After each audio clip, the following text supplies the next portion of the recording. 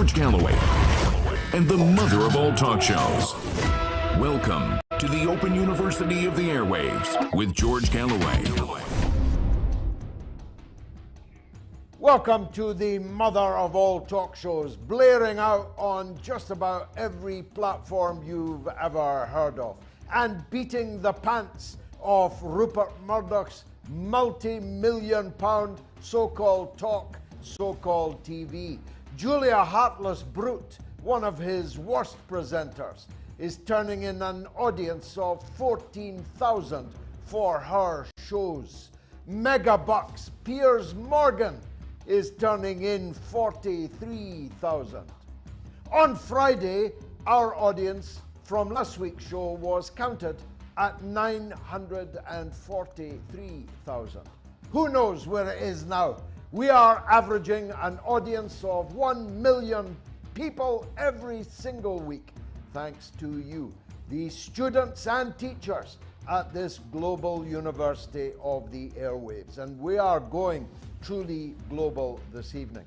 We'll be visiting Finland, Sweden, the Philippines, Pakistan, Palestine, and Wakefield in the north of England, in Yorkshire, where a very important by-election has just been created.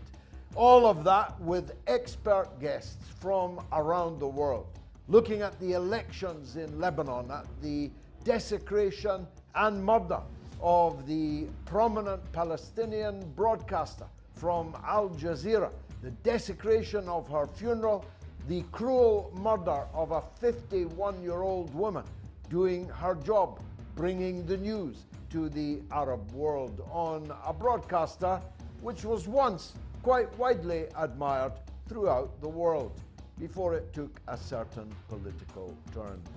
Shireen Abu Akleh was cruelly murdered, and the pictures from her funeral of her coffin being desecrated by the Israel occupation force will, I hazard a guess, be amongst the most enduring pictures ever to emerge from the Israel-Palestine conflict.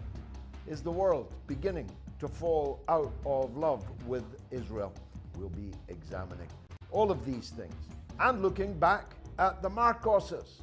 I spent some of the best years of my life trying to get rid of Ferdinand Marcos, the dictator of the Philippines.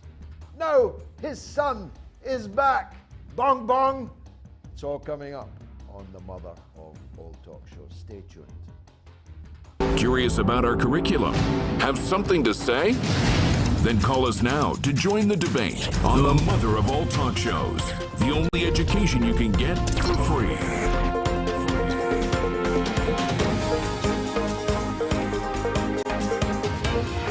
George Galloway, the mother of all talk shows, with George Galloway. The world is our classroom, and you're welcome to sit in and join the seminar. Alert viewers will already have worked out that the by-election I fought last June in the Batley and Spen constituency, obtaining 22% of the vote, bringing the entire British and even international press corps to a place never before visited by so many political hacks and completely forgotten because I didn't win the by-election.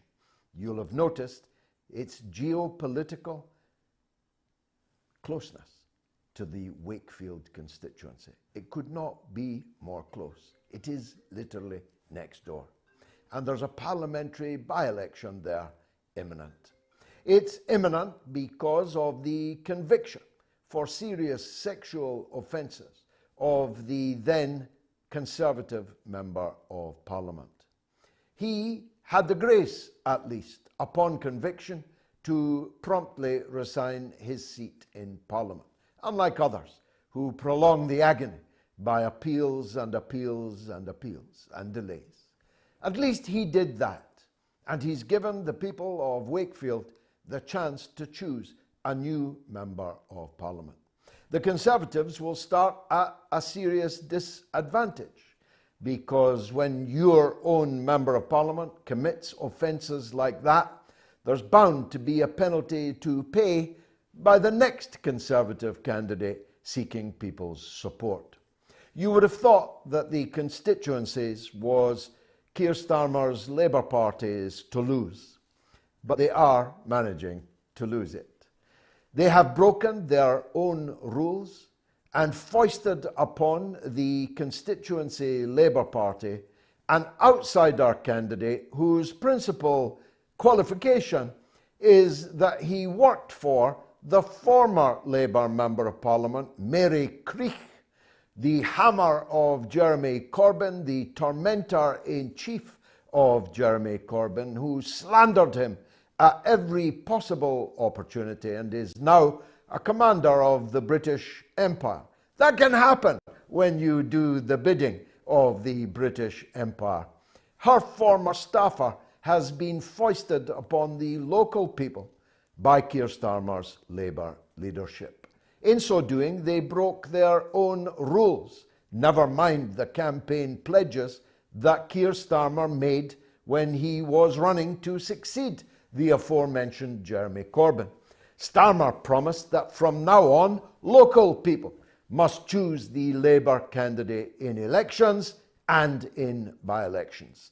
That one got ripped up with the rest of the 10 pledges that Keir Starmer made in that leadership election. But not only have they broken the pledges, they've broken the rules. And they have ensured that local councillors, like the Deputy Labour Council leader, have been pushed off the shortlist, and therefore they are unable to be the candidate in the by-election. The proximate reason in the last case I just cited there was that the gentleman in question had once liked a tweet by yours truly and had stood up for Jeremy Corbyn. On both those grounds, he was effectively disqualified. The entire Labour Party local executive resigned en masse in protest. And today, just 20% of the members turned out to vote for the man who's been given the gig. 20%. He's a perennial loser. He sought the Labour nomination against me in Bradford West in 2012. He sought the nomination in the Loughborough constituency. He's a serial loser, and I predict he's going to lose Wakefield for Labour too, and so he should. Just 20% of the members wanted him as their candidate. The 80% are presumably interested in an alternative candidate. And the best situation by far would be for a local candidate to emerge from within their ranks to challenge the fake Labour candidate who Keir Starmer has foisted on them. If that does not happen, then someone in the nearby vicinity with a track record of bridging all kinds of divisions within society, racial divisions, religious divisions, class divisions, political divisions, Brexit, Remain divisions, should be called forth to stand as an independent candidate. Better still, a Liberty Alliance candidate, starting on a platform of protecting those liberties that we have not yet lost and demanding the return of the liberties that we have lost. That would be the second best outcome. The third best outcome is one that I will not rule out. And that is that I pack my bags and head back to West Yorkshire and put my own hat in the ring. One way or another, Keir Starmer has to be defeated. Keir Starmer must go. He's leading the Labour Party and therefore the Labour movement to destruction. And he is betraying the British people, whose democracy dictates that we must have an effective opposition party at Westminster. So watch this space in Wakefield.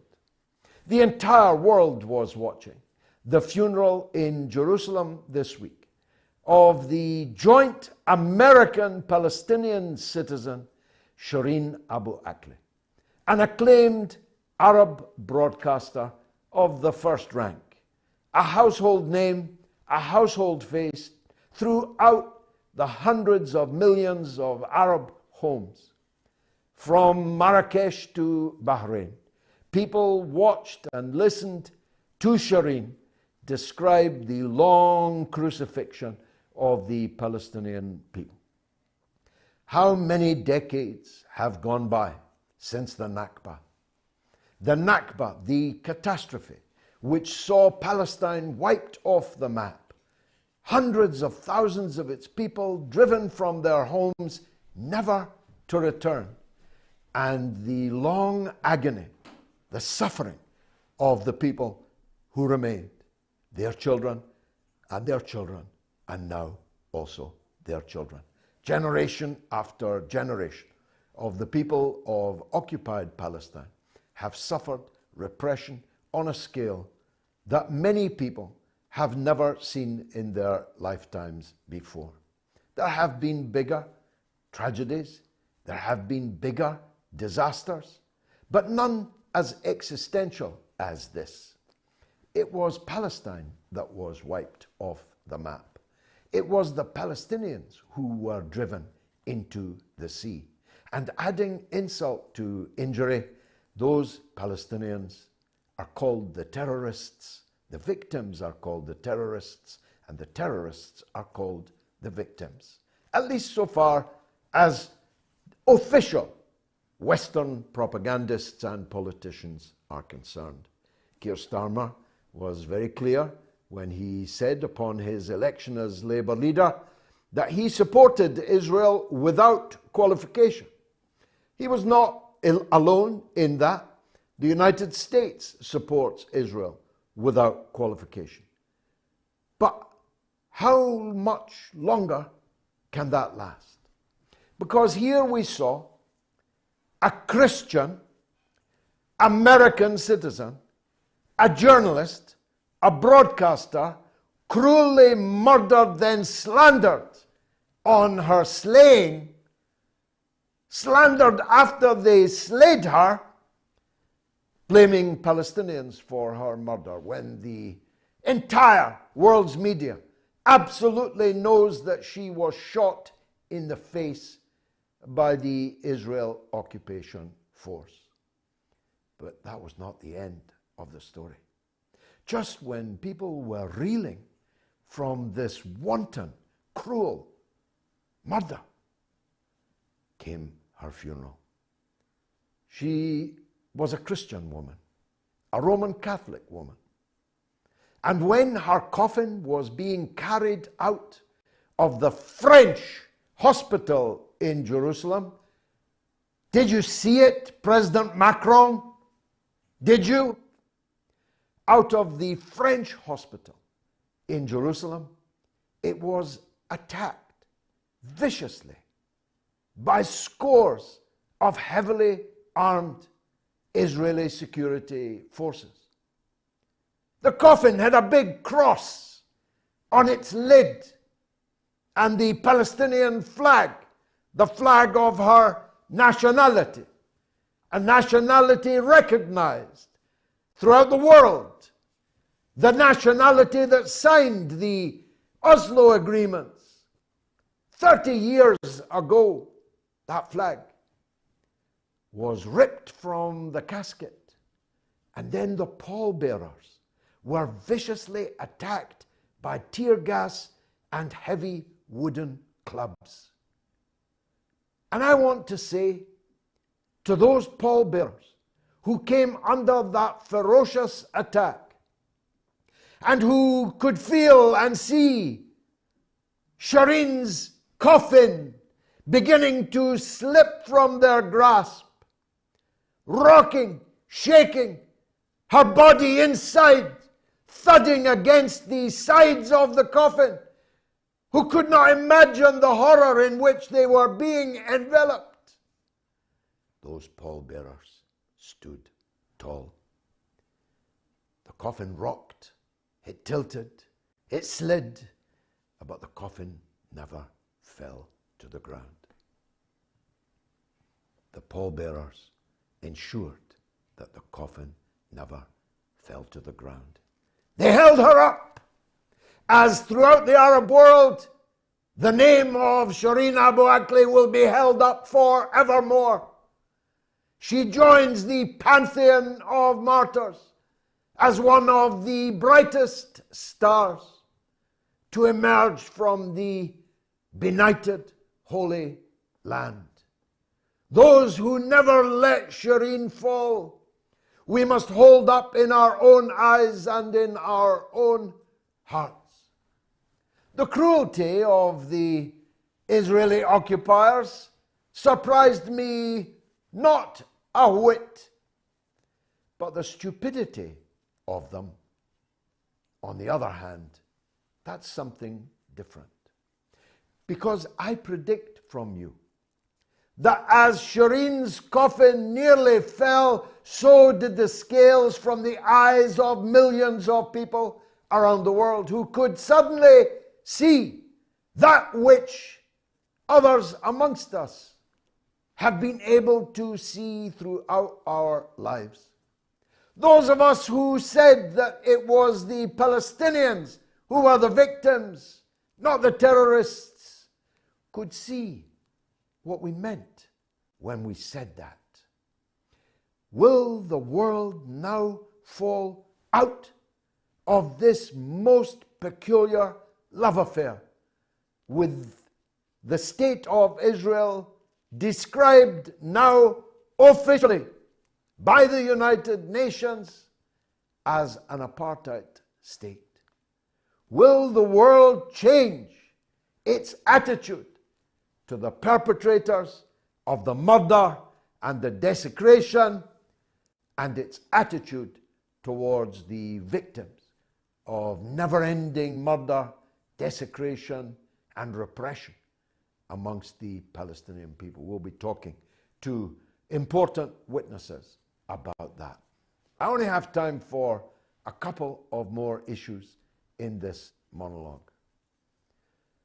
Imran Khan announced in Sialkot this week, in a doom-laden, emotional address, which brought distress to hundreds of millions of people around the world, that he had become aware of a clear and present threat to his life, a conspiracy to murder him, as so many Pakistani leaders have been murdered before.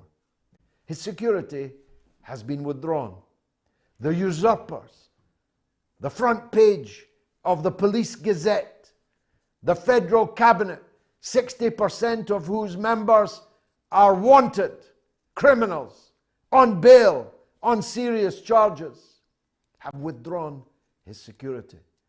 And Imran Khan says foreign powers have determined that he must die, as the only way to stop the torrent of tens of millions of Pakistanis on the roads in the great cities of Pakistan and headed for Islamabad to overthrow the imported government of usurpers and criminals.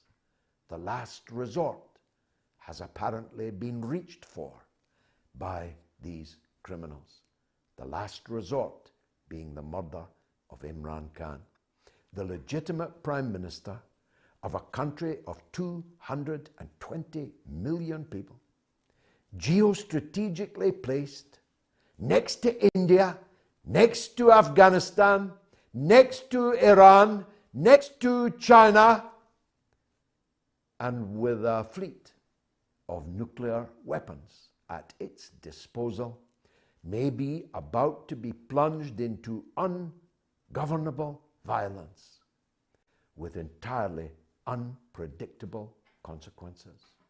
So, if you're listening to me, as Donald Trump used to, in Washington, D.C., call this murder off. For if you carry it out, absolutely no one, and certainly including yourselves, can have even the remotest idea of what the final outcome will be.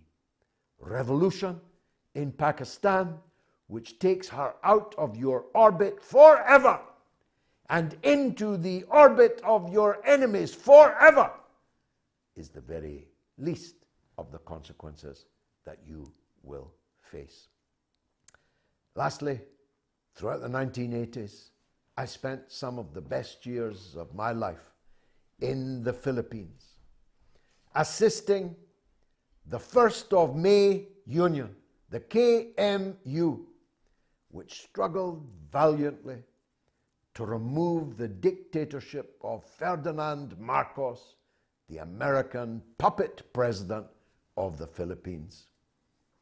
I gave a lot of sweat, no blood, but a lot of sweat in that cause.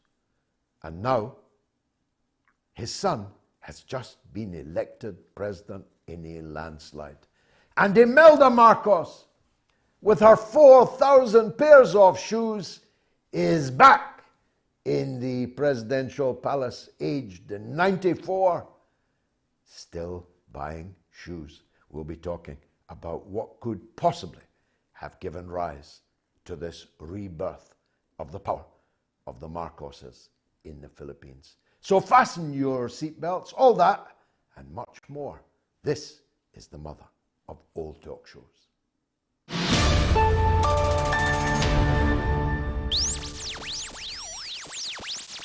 Talk TV, it was years in the making. It hired, I've no doubt, at a salary in the millions, Piers Morgan as its frontman. It has completely flopped, like all of the sofa politics television in Britain. Far too many of them singing exactly the same song, interviewing exactly the same people, taking exactly the same line on every matter, from domestic to international. The reason that our numbers are exponentially larger than a multi-million pound operation run out of Rupert Murdoch Towers. We are different, but we are free to speak our minds. Nobody tells us what to think or what to say. That goes for me, it goes for my far more interesting guests. Amongst English-speaking people around the world, this show is completely unique. But it's an endangered species. Some people have been incredibly kind and generous, giving far more than we asked for. So if you are, and you know who you are, amongst those who've given really generously, then please take a holiday. Don't keep giving. Because I'm after that big audience, and I'm asking you only for $1. Is this show not worth $1? You don't have to buy a license fee and get sent to jail if you don't to watch the mother of all talk shows. I'm asking for $1 or £1 if you are in Britain, or €1 if you are in Ireland or elsewhere in the European Union. George Galloway and the mother of all talk shows. Join us at the College of Knowledge, where there are no tuition fees. Okay, so the bad news is you're going to have to support the show against this week. We need your money, $1 each. That's all it costs. $1 or £1 each is all I'm asking for. If you've already given more handsomely than that, take a rest. But everyone else that's watching who hasn't given has what may turn out to be one final opportunity to give. I'm very much hoping that next week's show will have a sponsor, at which point we will place on a roll of honor forever those that stepped in with their donations and saved the show from going off the air. So here's your chance to be in that roll of honor. You can donate on Super Chat if you're watching on YouTube. You can donate any amount that you want in any currency that you like. Just click on Super Chat and donate. MOATS.tv/donate is the website way of donating to the show. And lots of Super Chat donors so far, I must say. I'm very impressed. Macarius39 gives $5 Canadian. You're a bit quiet, George. Love the show. Quiet? Moi. And PR gives $2 Australian and says, don't mention the war. It's no show if I don't mention the war. And Otto Calvo gives, I think it's Norwegian currency, to the tune of 100, for which I am very grateful, Otto. Declan Quinn, very kindly, gives €4.99. And Conservative Patriot gives $9 American dollars 99. Thank you very much indeed for that. Amran Jawed gives £2 British, for which I'm grateful. Gemma Jane Brooks gives 99 pence. I'll forgive you the pence, Gemma. Thank you very kindly for your generosity. And Tommy Felix gives $50. $50 from Tommy Felix. Thank you for your hard work. Blessings to your family and to you, Tommy. Thank you. Ange 2099 gives £4.49. Much obliged to you, Ange. David Fox gives $10 Australian. Much obliged to you, David. And R Sultani 700 gives £1.79. So you must give, because this is the last chance that you may ever have to give to keep the mother of all talk shows, this great global university, alive. And you wouldn't want not to be on that roll of honor, would you? Now, I spoke in my monologue and have done many times about the situation in Pakistan, but it's time to hear from a real expert.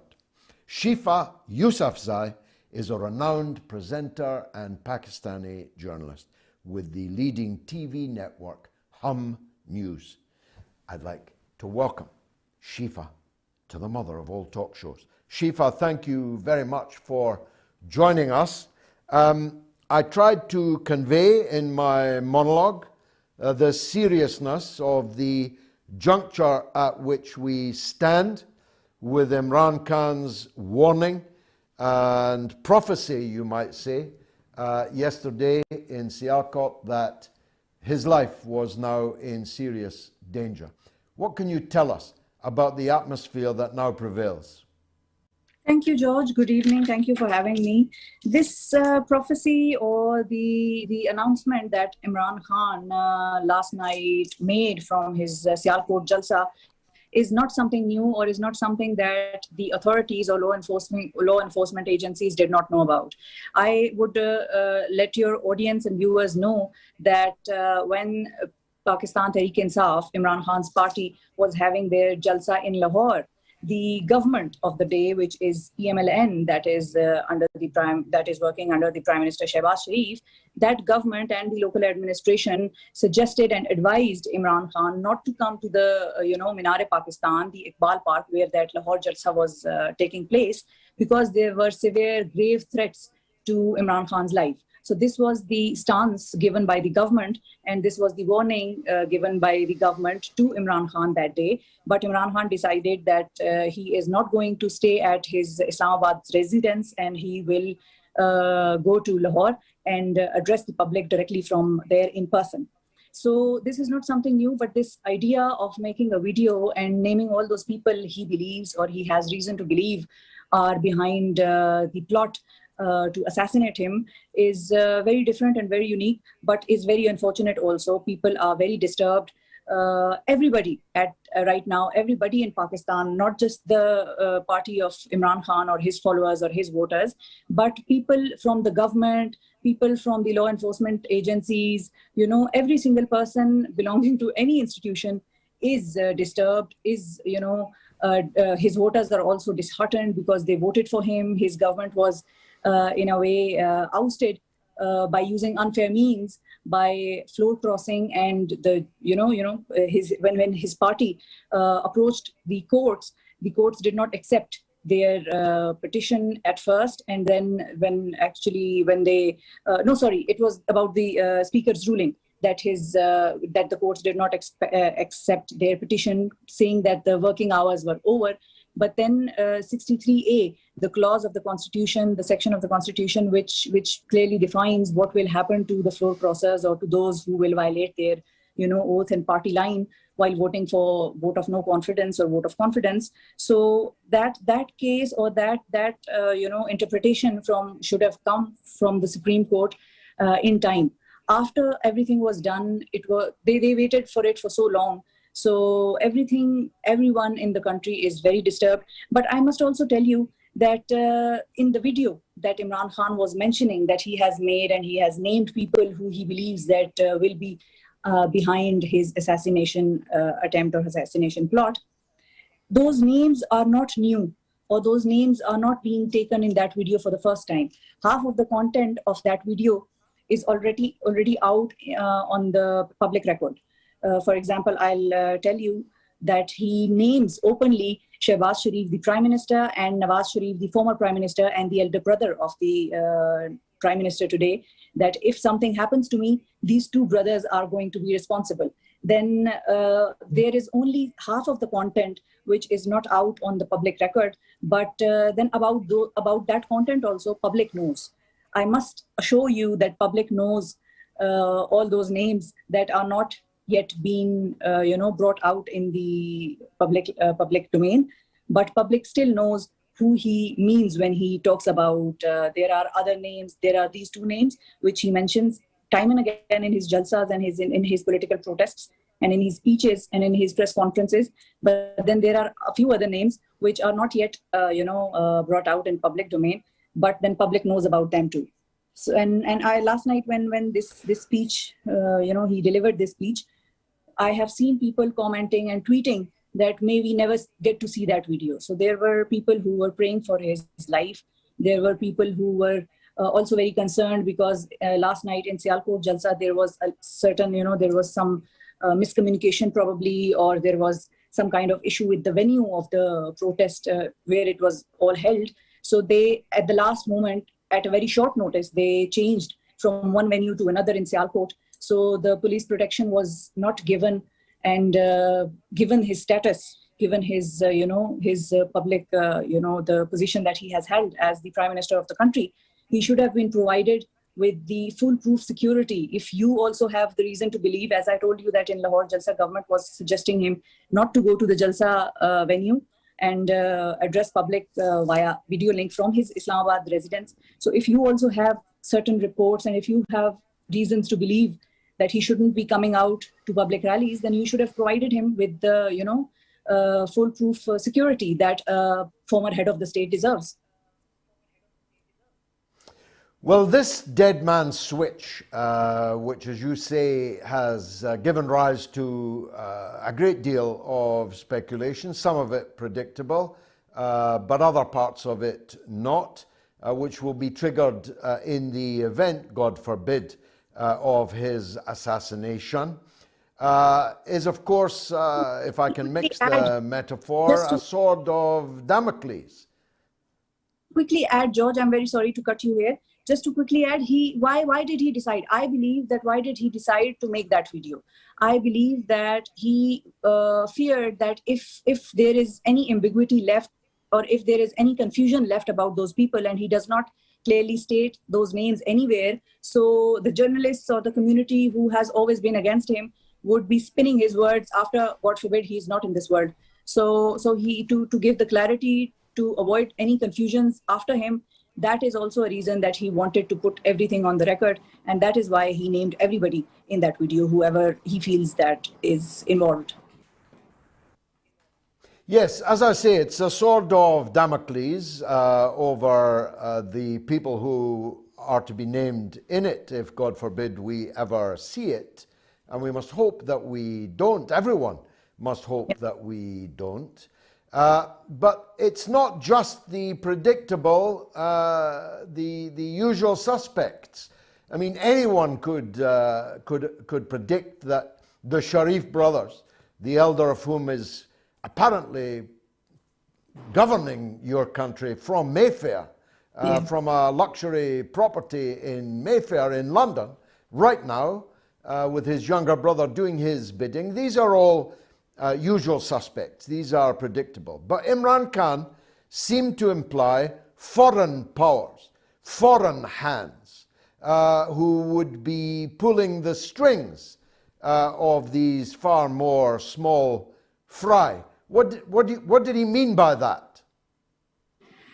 Of course, he meant by those statements when he was implying that a foreign conspiracy was working against him and his government.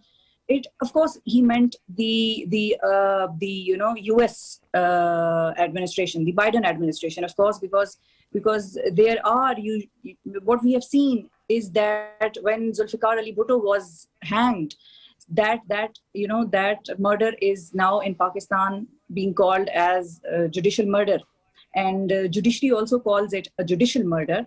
That is because it was very controversial, and it was massively criticized at that time, and it is still criticized. So there are always the foreign powers. We have India. We have we have a lot of elements and a lot of powers working against Pakistan and against Pakistan's interest. And Imran Khan was probably, people consider him a very honest person. There are no charges against him of money laundering. He is not accused in any of such money laundering or tax evasion cases. He has declared his income. He was very honest. He is running, he's running a cancer hospital, which is treating patients. 70% of the patients are being treated free there without paying anything. So he was the person who was an advocate of Islamophobia, and he was the person who was advocating the unity between Muslim states and Muslim Ummah. So these are the factors. That why foreign powers like US might not be liking him. And people were questioning. In the beginning, there was a huge debate going on that there is no letter, or is there a letter? Was there a conspiracy, or was there no conspiracy? So people couldn't even decide that what will you call a conspiracy and what will you not call a conspiracy. For example, if somebody is trespassing my property, if somebody is trespassing on my property, I would definitely not like it. If somebody would be seen trespassing on your property and peeping into your bedroom from the window, then that is problematic. So this is what happened in Pakistan also, that foreign powers were, yes, at work. And it was not, people wrongly, connect it with Imran Khan's visit to Russia, which I feel is not true.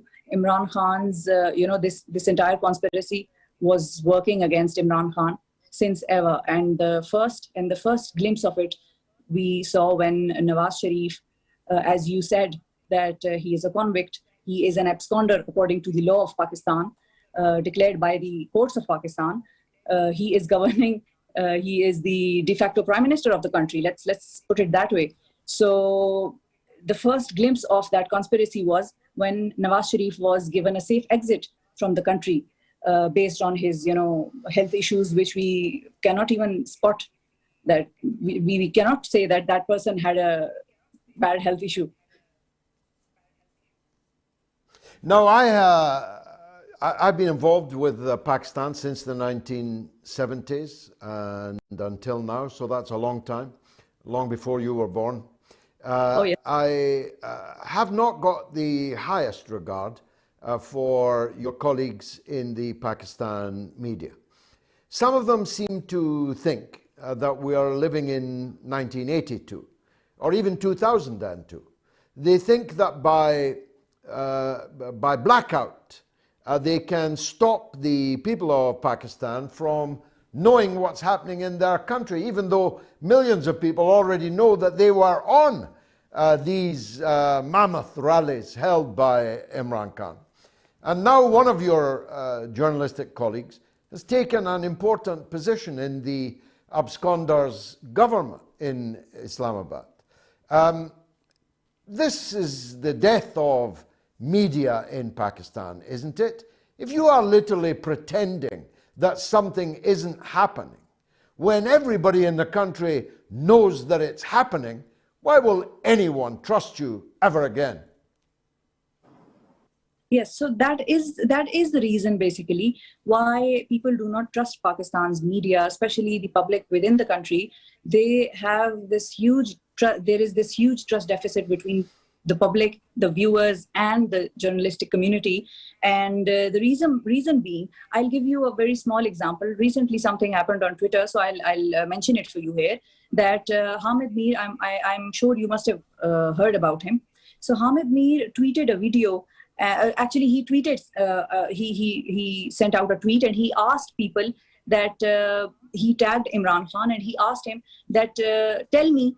I would like you to tell me that who banned me when I was taken off air for the last 9 months in your tenure. So he was questioning Imran Khan that he should be telling Hamid Mir who took Hamid Mir off air for the last 9 months of Imran Khan's tenure. And so I posted a video in response to Hamid Mir's tweet, and the video was of Hamid Mir giving the reason that why and who basically took him off here. So Hamid Mir in that video says, somebody was questioning Hamid Mir, so Hamid Mir explains that whoever it was who took me off air, it was certainly not Imran Khan. So journalists keep changing positions, they keep changing their stance. People have their, I'll say people do not trust them the way public should trust its media. Finally, there are many questions I'd like to go into, but it might not be that helpful if I did, and you might not even be at liberty to answer me if I did. But I fought for the life of Zulfikar Ali Bhutto in my small way in the 1970s. And I was, for more than 3 decades, a close friend of the late Benazir Bhutto.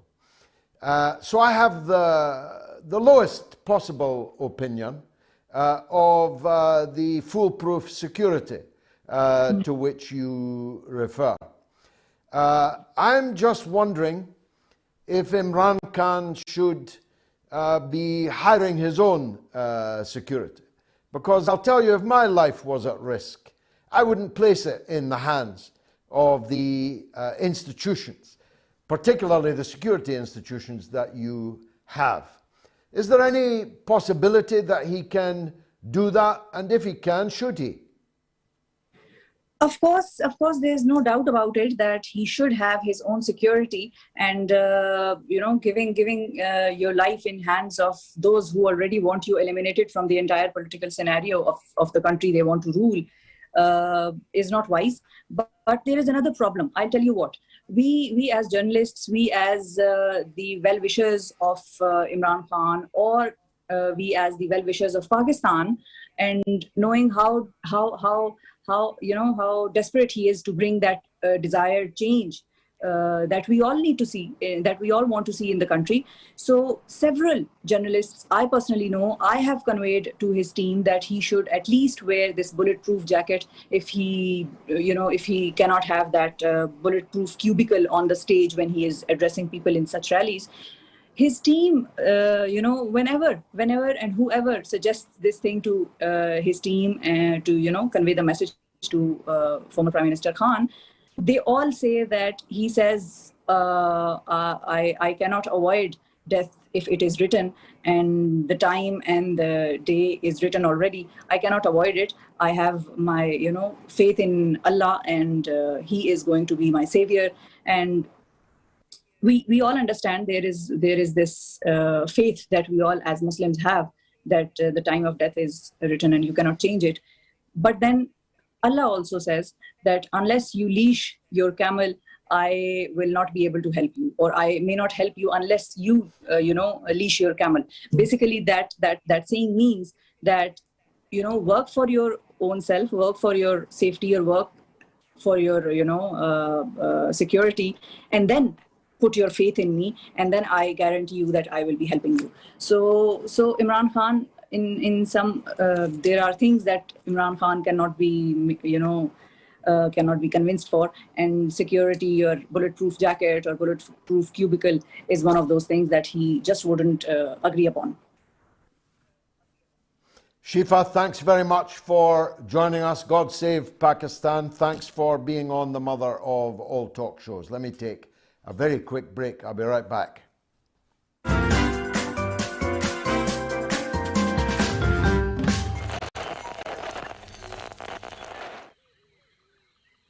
The airwaves. This savannah is a rigid dichotomy of fact and fiction. As Fisher says, the Twitter sphere where the slightest misjudgment can spell being cancelled. One species rules over the airwaves through its ability to adapt and survive in even the harshest environments.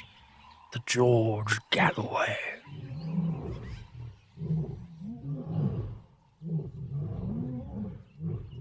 The top cat in these parts, it is mostly active on Sunday evenings in Britain and mid-afternoon in the United States. It seldom roars during the day. Most notable for its wide variety of headdress, it protects these parts from the mainstream media. You can catch this fine specimen on the Mother of All Talkshows. Don't pick a fight with it. They've been known to bite back.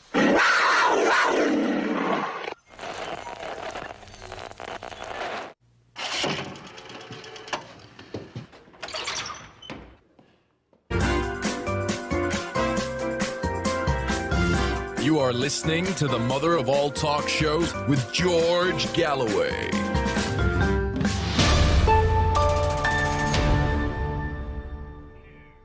Now, we need your donations, probably for the last time, and you'll be on the roll of honour amongst those who saved the Mother of All Talk Shows. Don't lose that opportunity.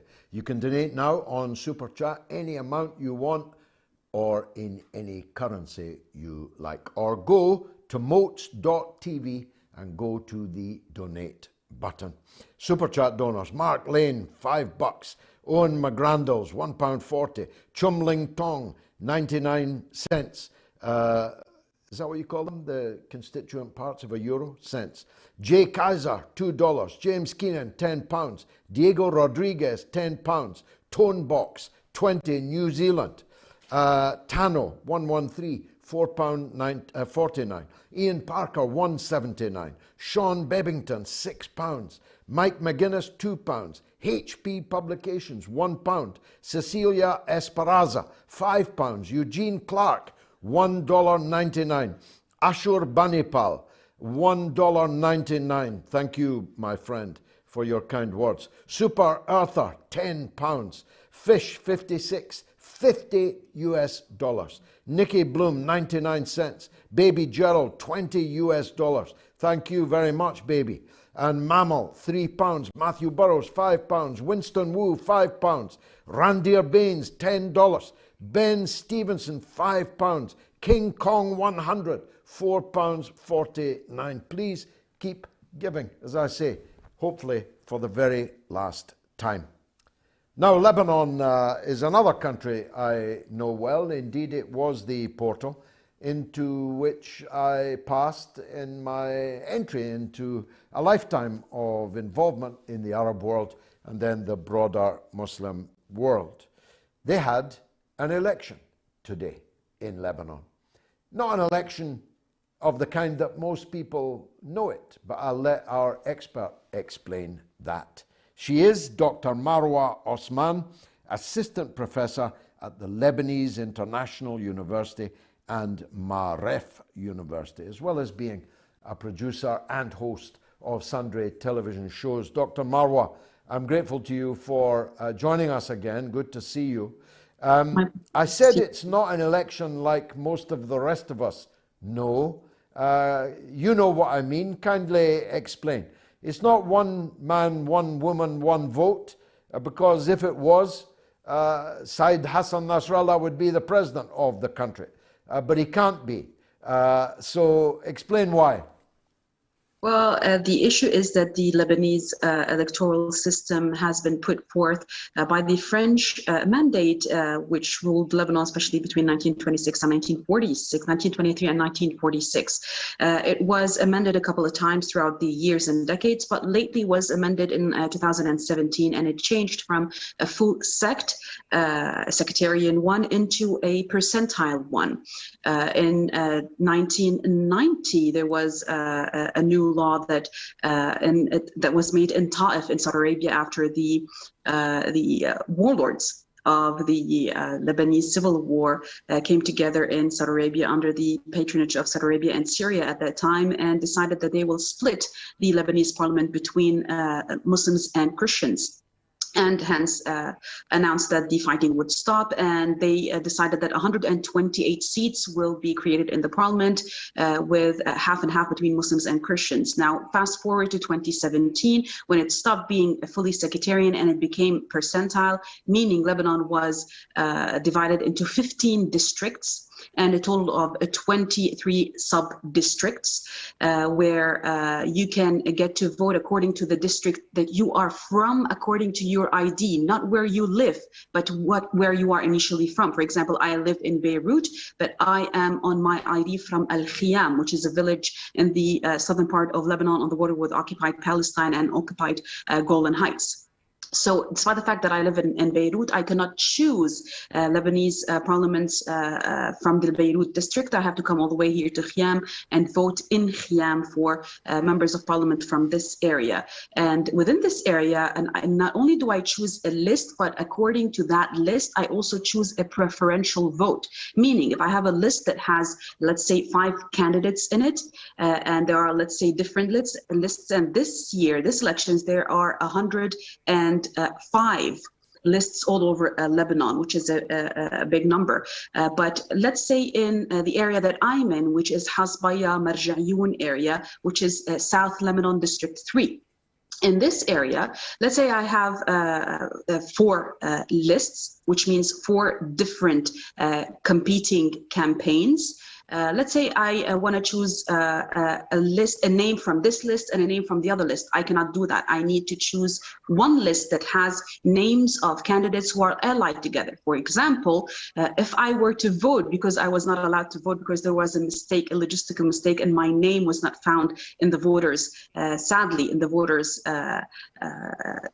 tables or Excel sheet. If I were to vote, I would choose a certain list. And when I choose that specific list, I would have to choose a preferential vote in it. And when I give my vote for this list, in the end, even if one name gets higher preferential votes than another name, if that entire list does not get the number of certain number of percentile that allows it to compete, even if they have numbers higher from other people on that list, but the entire list has more percentage of votes than that list with a higher percentage of votes, lower percentage of preferential votes will win.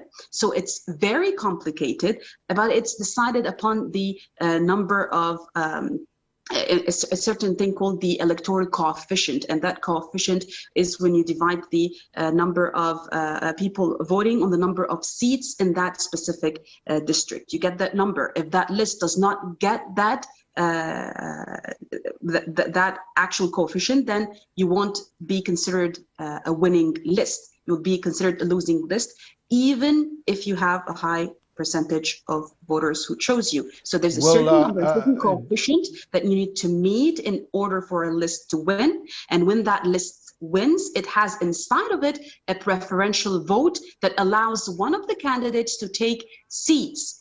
And according to the number of seats present in that district, the highest preferential votes will get the seats. So not all the names on one specific list would get the seats in the parliament, but those with the highest preferential votes from all lists. I hope I explained as much as possible. Well, look, you've certainly persuaded us of its complexity. The big question then is, will it change anything? I have been following Lebanese politics since the 1970s, and no election ever changed anything in all that time. Can we hope that it will change Lebanon's miserable situation this time? No, and I'll tell you why. Basically, this electoral law that was made in 2017 was made by the elite, or what is called the regime in Lebanon. And that regime in Lebanon, basically the majority of people in it, they function as representatives of the wealthy 1% in Lebanon. And that is exactly why we went into the crisis, the economic and financial crisis that hit us in 2019. And no one up till date was held responsible. Why? Because the regime holding the positions that would allow us to put the responsibility where it should, that would allow the judicial system in Lebanon to work properly, is basically a slave for the wealthy people in Lebanon. So this electoral law will just bring back the people who are already here in parliament, and alliances will be very much like the alliances that are present now. Now, the issue is that the majority that will be announced, if an alliance of a certain majority is made in the Lebanese parliament, and if they have a certain intention to improve the financial, economic, and therefore political situation in Lebanon, then we might see slight changes. For example, maybe better electricity, maybe we would start getting our own oil derivatives from the oil fields and gas fields in the Mediterranean, for example. We could hit that to start fixing our economy. We could start maybe asking better friends to help us out when it comes to the infrastructure in the country, like, for example, the projects that Russia put forth and the projects that China put forth. But until now, the US ambassador in Lebanon is not allowing such projects to move on. So it depends on what kind of an alliance happens in the parliament. But the issue right now is because of the major political campaigns that were held for this electoral process that we witnessed today, because of the campaigns that focused on the hate speech against Hezbollah and the weapons of Hezbollah, instead of focusing on getting back the money that was stolen from the pensioners in Lebanon and from the savings account of the people in Lebanon, instead of actually talking about how we should fix the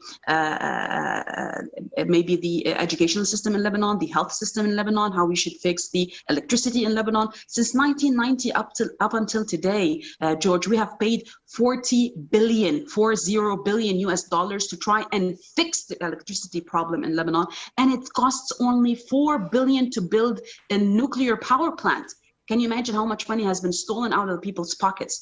If that is the case, the issue here is that most of the political parties that are pro-West, or they are supported by the West and by the Gulf countries in Lebanon, when they reach the parliament, their first priority is the weapons of Hezbollah, instead of focusing on those issues. So whether Hezbollah if Hezbollah wins, we're going to witness a wave of unprecedented hatred and political incitement that would lead to security risks in Lebanon. And if Hezbollah loses, and I don't think that's the case, because we're looking now at the numbers coming in that the statistics show in South Lebanon or elsewhere in Lebanon, that the numbers that Hezbollah received were really high numbers, even higher than that which he received in 2019 parliamentary elections. But let's say Hezbollah loses, it's going to be a disastrous consequences and disastrous events that would happen to Lebanon, because the people who would win would target Hezbollah first before targeting anything else, before putting a priority for anything else, for the huge problems in this crisis-stricken country. So either way, if Hezbollah wins and tries to fix it, you will have a wave against it that will demonize it and will call for international intervention to stop Hezbollah. I don't know, stop it from what. And if Hezbollah loses, it's going to be an international plus internal wave to try and push Hezbollah into a certain corner, maybe that would lead definitely to an all-out war with the Zionist entity. So either way, it's going to be tough. Plus ça change, Dr. Marwa. Plus ça change, mais plus la même chose. Thank you, as always, for that brilliant tour of the Lebanese horizon. I stop you only because I have to go to the news with Elliot King. But in the second hour, I'll be talking about the Philippines, about bong bong. Is that what you say? Bong bong. Bong Bong Marcos and Imelda, aged 94, and all her shoes are back in the presidential palace in the Philippines. So stay tuned. We're talking to OrionPerez, a very considerable expert on the Philippines, on this dramatic reversal of fortune for the Marcos family. But first, as I say, it's the inimitable Elliot King with the latest news. See you in about 5 minutes.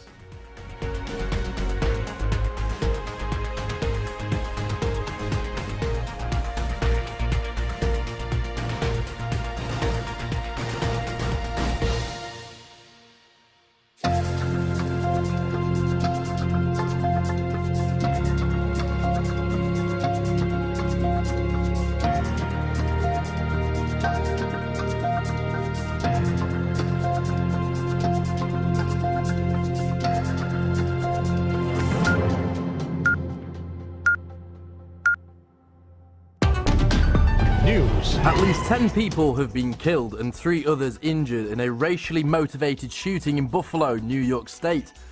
The suspected gunman, wearing body armor and carrying a high-powered rifle, was taken into custody after the attack at a supermarket. Buffalo Police Commissioner Joseph Gramaglia said that 11 of the 13 people who shot were black. Court papers name the suspect as Peyton Gendron, a teen of Conklin, New York.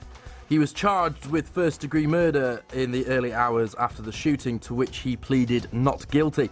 Investigators believed he used a helmet camera to live-stream the shootings for at least 2 minutes before the streaming service ended his transmission.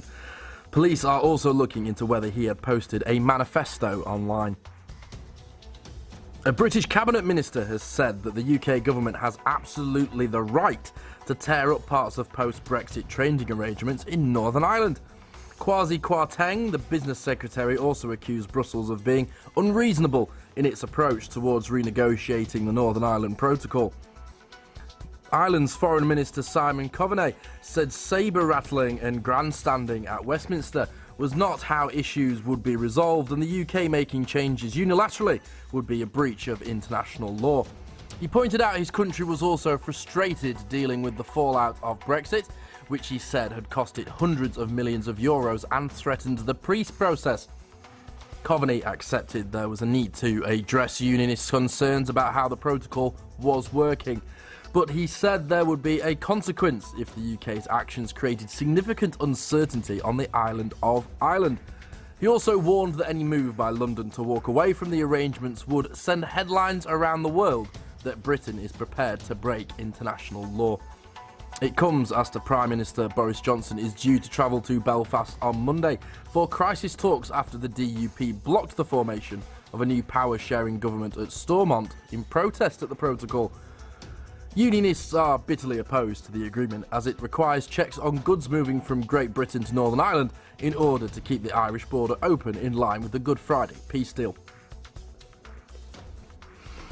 Labour will call for a vote on Tuesday to introduce a windfall tax on oil and gas companies in Great Britain, saying it is shameful not to introduce the measures to help tackle the rise cost of living. Shadow Minister Ed Miliband said it was an obscene the government had refused to bring in the policy. A windfall tax is a one-off of levy on companies enjoying unexpected profits. Opposition parties have repeatedly touted the idea of the tax on the record profits of oil and gas companies, saying the money raised could be used to help those struggling the most with rising living costs. Ministers had dismissed the policy, but attitudes within government appeared to warm this week, with Chancellor Rishi Sunak threatening to introduce the measures if the firms do not invest enough in new projects. Households in the UK are being hit with rising costs when it comes to fuel, energy and food, as inflation reaches a record high in the country. A debate on the Queen's speech is to be held on Tuesday. Labour will put forward an amendment to allow the Commons to vote for or against this measure. Eggs have been thrown at a statue of Baroness Margaret Thatcher as it was lowered into place in the former Prime Minister's hometown of Grantham. Within hours of the monument being erected on Sunday, loud booing could be heard from some motorists as they drove past, with one man shouting, "Tear it down!" Other less vocal passers-by could be seen taking selfies with the statue. The 300,000 statue was originally intended for Parliament Square in Westminster, but it was decided that it would be erected in her hometown of Grantham instead, due to fears of attacks on it by left-wing groups. Israeli police say they will be holding an investigation into the events that ensued during the funeral process of Al Jazeera journalist Shireen Abu Akleh on Friday. Israeli Minister of Public Security Omar Bar-Lev said, unfortunately, due to the course of the funeral, severe violent events unfolded on the part of those participating that worsened the situation on the ground. Israeli police came under criticism following Friday's procession, in which television footage shows officers striking mourners with batons, forcibly taking down Palestinian flags and arresting individuals carrying those flags. One video released by the Israeli police shows officers ripping Palestinian flags off the hearse carrying Abu Akleh's coffin. The eruption of the Tonga volcano in January has been confirmed as the biggest explosion ever recorded in the atmosphere by modern instrumentation. It was far bigger than any 20th century volcanic event, or indeed any atomic bomb dropped, or tested, or conducted in fact, after World War II. The assessment comes in a pair of scholarly papers in the journal Science that had reviewed all the data. Of recent history, it's likely only the Krakatoa eruption of 1883 rivaled the atmospheric disturbance produced. That catastrophic event in Indonesia is thought to have claimed more than 30,000 lives and the loudest sound ever recorded. Tonga was a truly global event, just as Krakatoa was, but we've now got all these geospherical observation systems, and they recorded something that was really unprecedented in the modern data, Dr. Robin Matosa from the University of California, Santa Barbara has said. He's the lead author on one of the papers.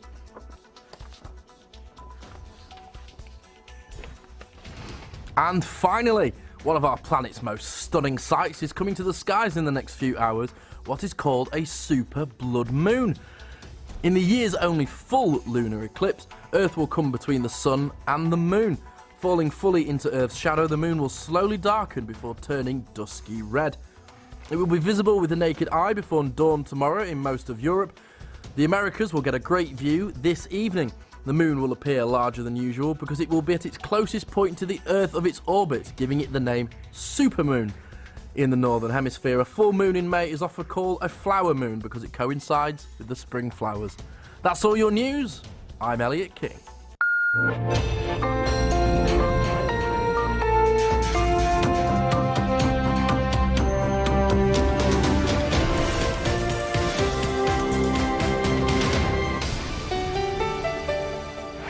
George Galloway and the mother of all talk shows.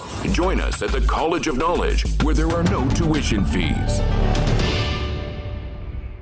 You're watching the mother of all talk shows, the global university of the airwaves. And from all over the world, people are talking with us and watching and listening to us. And I'm very grateful to have been able to preside over this phenomenon, which is now reaching 1 million people every single week, without fail. That's not something Rupert Murdoch's Talk TV can say. 43,000 watched Piers Morgan last week. He's paid millions. I'm paid nothing at all. But the others have to be paid. And that's why I am asking you to go now to Super Chat on the YouTube channel and donate. It's extremely easy, and so many people have now done so. And I'm only asking for $1 or £1. That's all. Ain't I worth $1, £1 after all these years of presenting this show? Ben Stevenson gave £5. Thanks, Ben. King Kong 100, £4.49. Alex Nosal, 10 Canadian dollars. Silly, £10. Regards from Iraq. Thanks for standing up for us against the war makers. And Truth Seeker, $19.99. Thank you kindly. Ali Mahota, £1.79. Maria Teresa Hughes, £2. Morris Mack, €10. Susan Ryder, £10. Keep up the great work, George. Thanks, Susan. And Al Sokol, $10. Even though I can't sponsor the show, here's a little bit. Not little at all, Al. I'm grateful for it. Noel Toomey, gave €10. Mark Steele, £5. Tartan Rambo, £4.49. We hope you find your sponsor soon. Wish you could give more. Thank you, Rambo. I think the sponsor will be here next week. Fingers crossed, everybody. And Dave Shaw, £2. Great show, he says. Ulf Larsson, 109. I think it's Swedish currency. SEK. Looking at his name, Ulf Larsson, SEK. 109 sounds good. Thanks very much for it. I've no idea of the translation. Delboy, 79, £4.49. Rich Ard, £1.99. LZ, $2. Boris, £5. Thanks very much, Prime Minister. Now the poll is going big numbers. Will Finland joining NATO lead to World War III? Questions you never thought you'd have to answer. A, yes, 45% on Twitter. B, no, 55%. More optimistic on Twitter than on YouTube. Please subscribe to my YouTube channel. I want to get to 200,000 subscribers. Yes, 59%, no, 41%. And on my Telegram channel, yes, 58%, no, 42%. So you can vote. I think for the rest of the show, I'm not entirely sure. Now, as I said earlier, I gave some of my salad days to the Philippines. I worked with the KMU, the 1st of May Union, with the sugar workers in Negros. I participated in mass demonstrations on the streets of Manila. I made many friends and fell in love with the Philippines and its people. And I still am. I'm surrounded, as it happens, where I live by Filipinos. And amongst the finest and most God-fearing people are they. I was trying to get rid of Ferdinand Marcos. I thought we'd succeeded. I thought that it would be a good thing. But what's just happened has got me thinking twice. The son of Ferdinand has just been elected as the new president of the country in a landslide victory. And his vice presidential running mate is the daughter of the current president, now retiring, President Duterte. So was that the secret to this great victory? The merger, if you like, a political marriage of these two mighty political families in the Philippines. My old friend OrionPerez is the principal co-founder of the Correct movement, which advocates for constitutional reform in the Philippines. Good luck with that, Orion. He's based in Singapore and works in the IT industry to boot. Orion joins me now. Orion, looking splendid, as always, I must say, in Singapore there.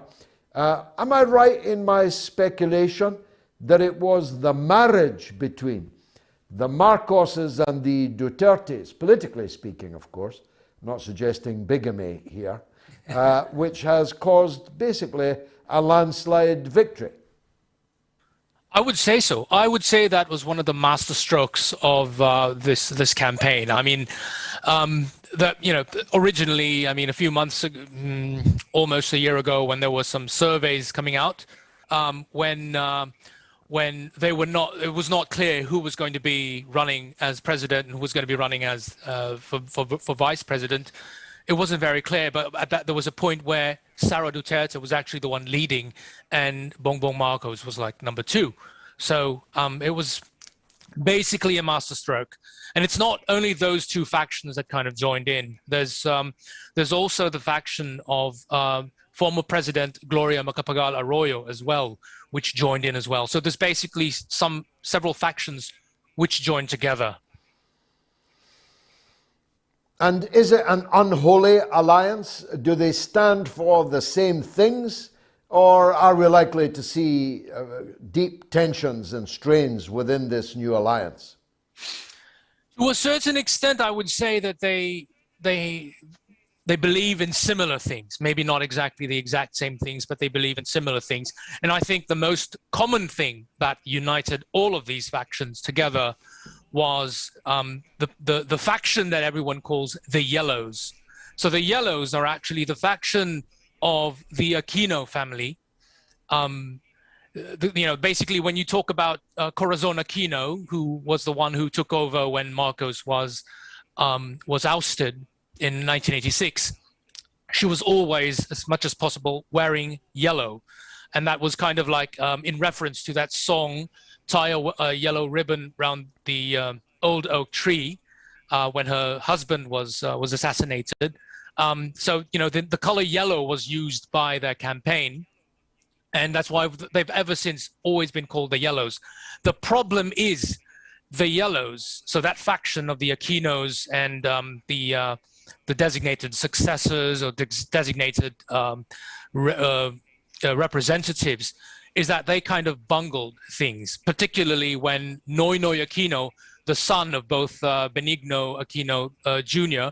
and Corazon Aquino, when he took office in 2010, he really bungled a lot of things. He made a lot of boo-boos, a lot of major blunders, and it really left a very bitter aftertaste. A lot of people got really disappointed and disillusioned with the yellow mythology, the yellow myth, the yellow legacy. And in many ways, that kind of fueled the rise of the Marcoses. I'm not sure, George, if you're familiar with what happened in Typhoon Haiyan, when there was that major storm, and the relief operations weren't very good. That was the turning point that made a lot of people who are yellow supporters kind of turn against Noynoy Aquino and that legacy. And that's also what fueled Rodrigo Duterte on the national scene in the Philippines. Yeah, you've confirmed my lifelong predilection that any party that bedecks itself in yellow is not to be trusted and not to be given power. And so far in my life, that predilection has served me well, turned out to be unerringly accurate. These liberals, and we can say for sure they won't be insulted, the Aquino and other liberals, they tried in a devoutly Roman Catholic country to make this all about identity politics, LGBTQ plus I rights and so on, whereas the Marcos and Duterte forces, well, I don't think they'd be insulted if I called them small c conservatives, would they? Probably not. They probably were in many ways centrists. I mean, because like in the case of Duterte, for example, he actually identified originally as a socialist. But I think the main thing is that they were not woke. They were not looking at all these cute little labels of what is considered woke liberal, in that sense. So they weren't concerned with that. Yeah, and that is, of course, something that exists here in Britain and in the United States, and was perhaps personified during the Trump presidency and may yet again, which is a useful segue into what the international ramifications of this will be. The US, with some success, a little bit to my surprise, has been trying to push the Philippines in an anti-China direction. Will the new government be amenable to a continuation of that trend, or will they seek to do what President Duterte did in the beginning of building better relations with China? The way I understand it is Bongbong Marcos basically acts as if, basically he's trying to act as the antithesis of what the yellows were. So what the yellows were trying to do, he's basically going to say, well, Rodrigo Duterte did something different, and I'm going to continue whatever Rodrigo Duterte was doing. So that's the reason. That's also one of the main reasons for why he got so much support. He never criticized Rodrigo Duterte, knowing fully well that President Duterte continues to have a very, very sky-high approval rating and a lot of support everywhere. And will the daughter of Duterte be content to play second fiddle to Bong Bong? He's a very flamboyant fellow. Used to drive around England at university in his university days in a very flamboyant Rolls Royce and top hat and all. He is a figure who likes the limelight. Will Sarah Duterte be content to play second fiddle, or is the idea that she will succeed him in due course? She probably will. She probably will succeed him in due course. But the main thing, I think, is she's, at this point in time, very cooperative. And I think she's fine just playing second fiddle. For one thing, of course, she is much younger than Bong Bong Marcos. And, one of the things I think I just needed to add is, when the Marcoses came back to the Philippines, they kind of understood what it was that kind of pissed people off. And they decided at some point that they were going to be gracious and nice to lots of people. So despite getting so much criticism, they refrained from being toxic. They refrained from fighting back.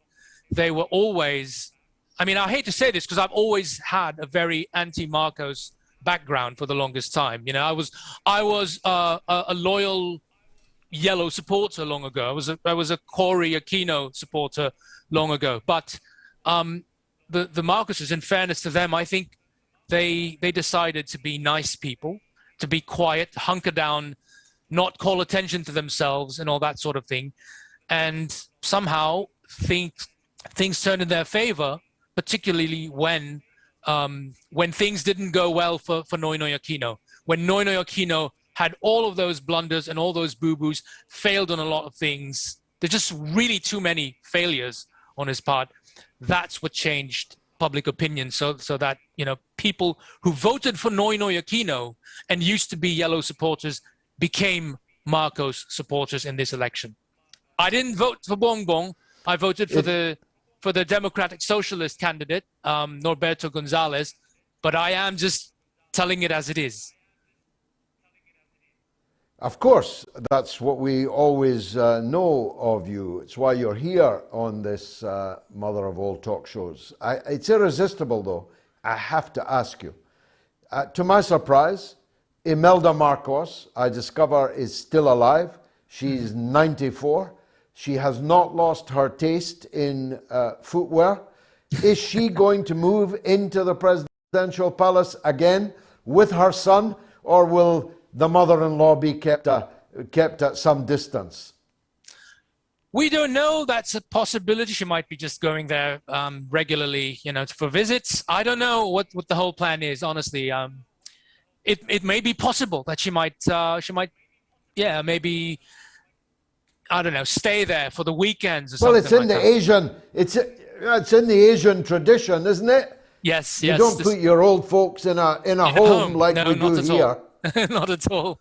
Yeah, it is a possibility. I think it's quite likely to happen. Yeah. She was, of course, a very famous singer. The show is not over, as they say, until the fat lady sings.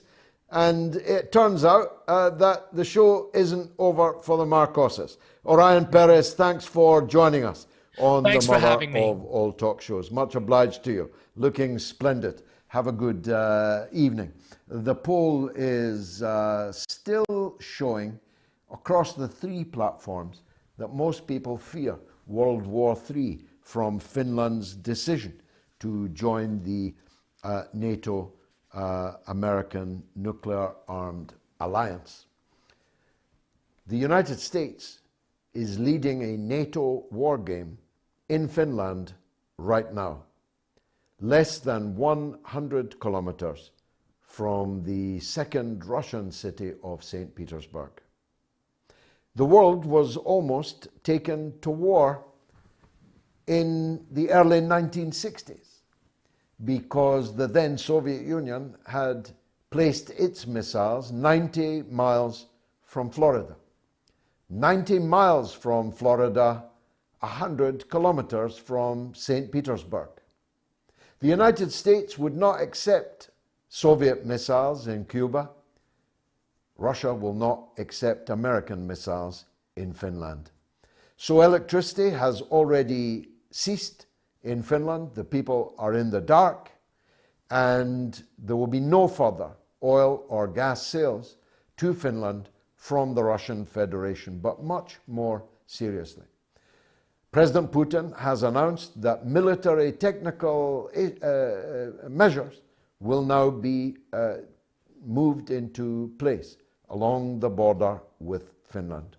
Precisely the phrase that predated the Russian invasion of the Ukraine.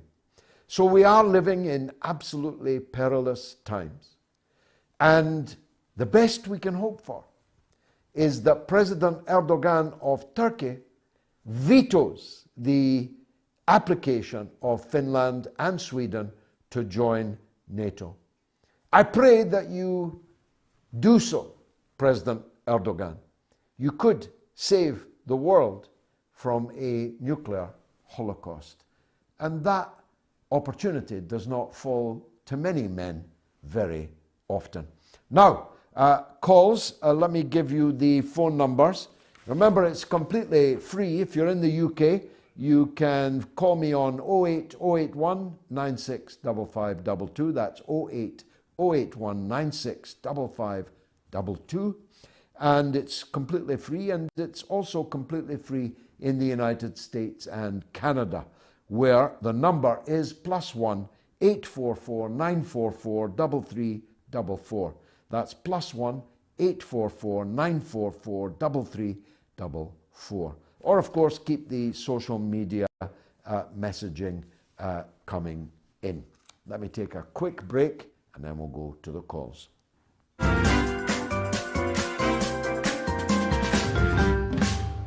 You know, and it's a very, thank you for, you know, I'm a big fan of your show, Gigi. Great debate, great. And I'm Scottish. I'm very passionate about what's happening there, you know. I had a great mom. She was Scottish, Mary McLeod. She taught me well. She taught me well at everything, including golf. I love Scotland, and I love the Scottish food. It's great food. I said to Melania, you know, haggis. Look at that. What's more Scottish than that? Me. I am that haggis. She said, what, thin-skinned and full of crap? You are listening to the Mother of All Talk Shows with George Galloway.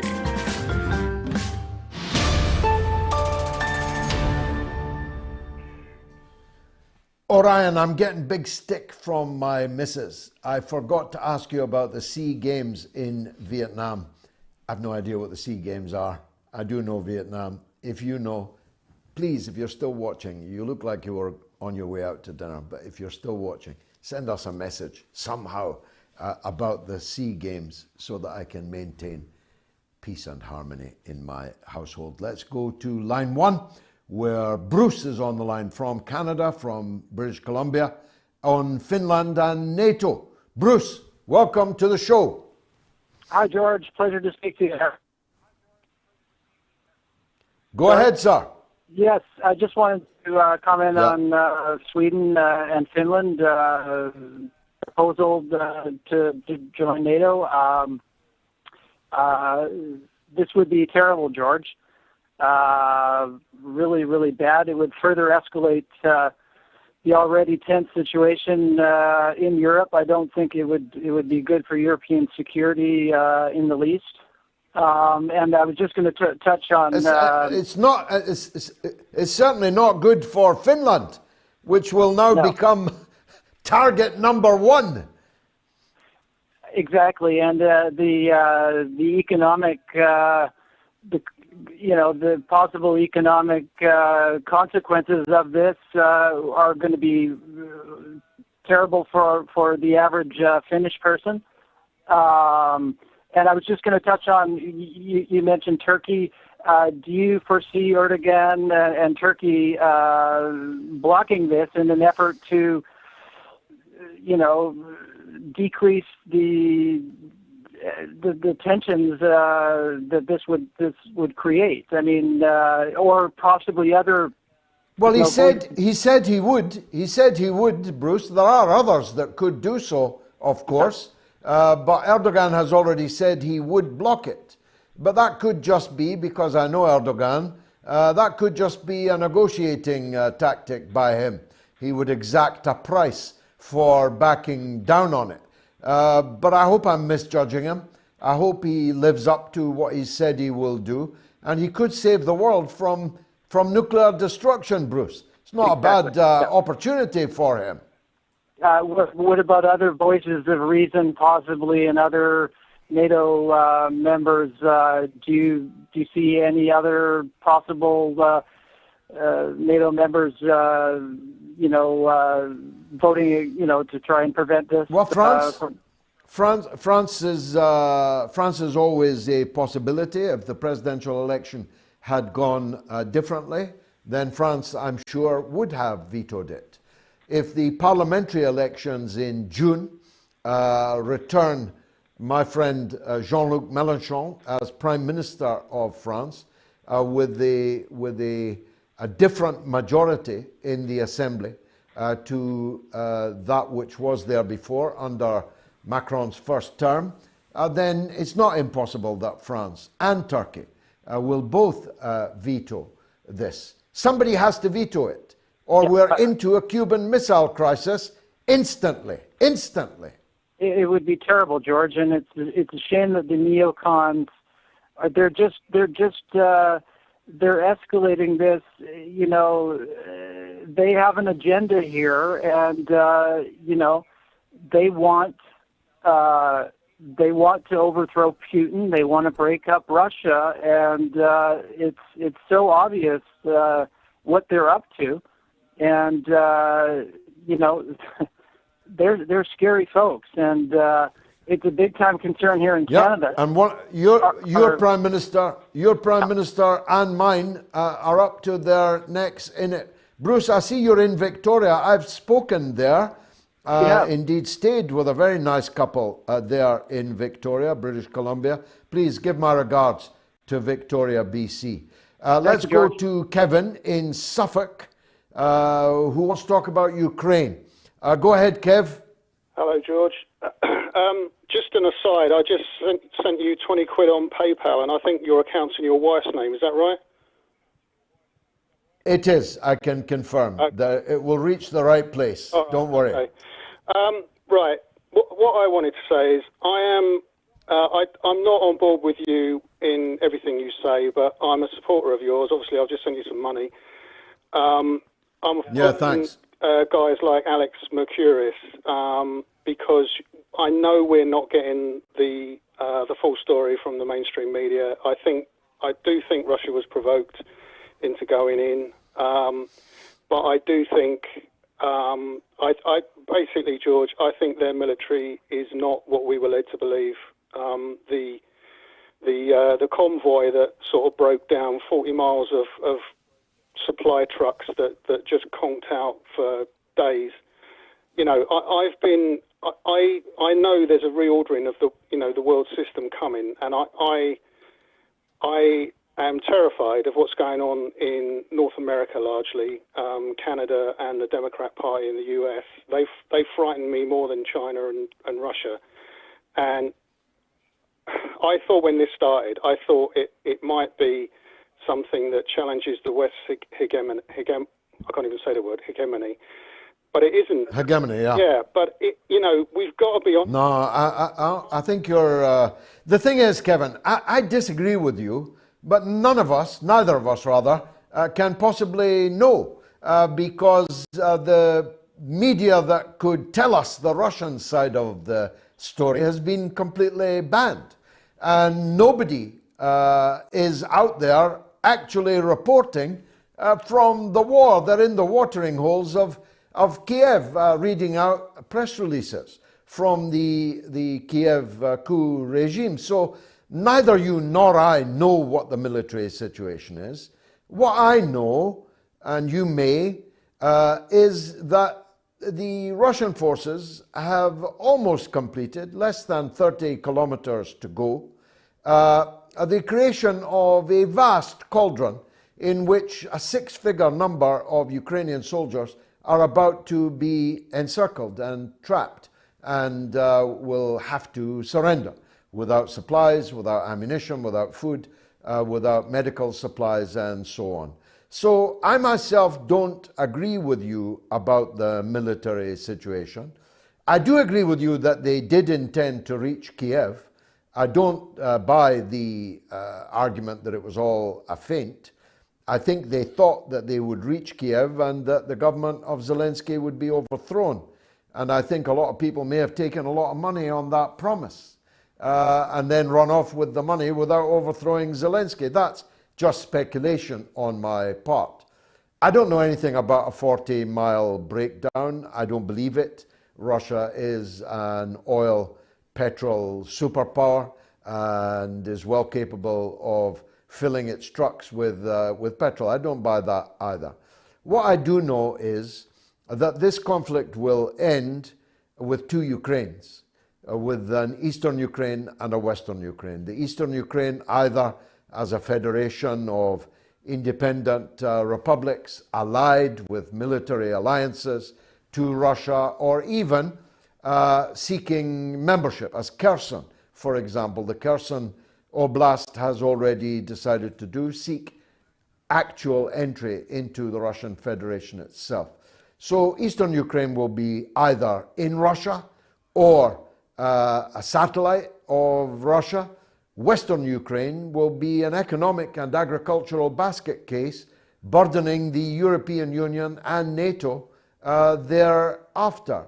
I would have thought that none of that sounds like a failure for Russia, but last word to you. Go ahead, Kev.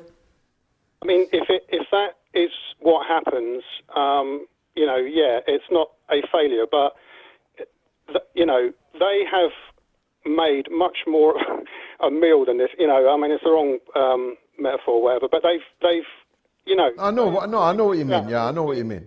It's been, it hasn't been clean. It's been awful. And, they had every right to go in and take the Eastern region. I mean, I absolutely agree. What has been going on since 2014 and before, it's, the corruption going on by the key players in the US Democrat Party is just off the scale.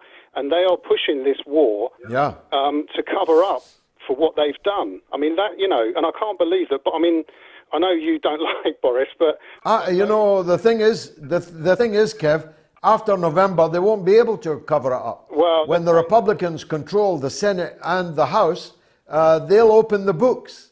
And when the books are open, the Biden family will be lucky to stay out of prison, never mind in office. Pleasure disagreeing with you, Kevin. Do so anytime. Please call me anytime. Rob in the Wirral wants to talk about the economy. Go ahead, Rob. George, good evening. Thanks very much.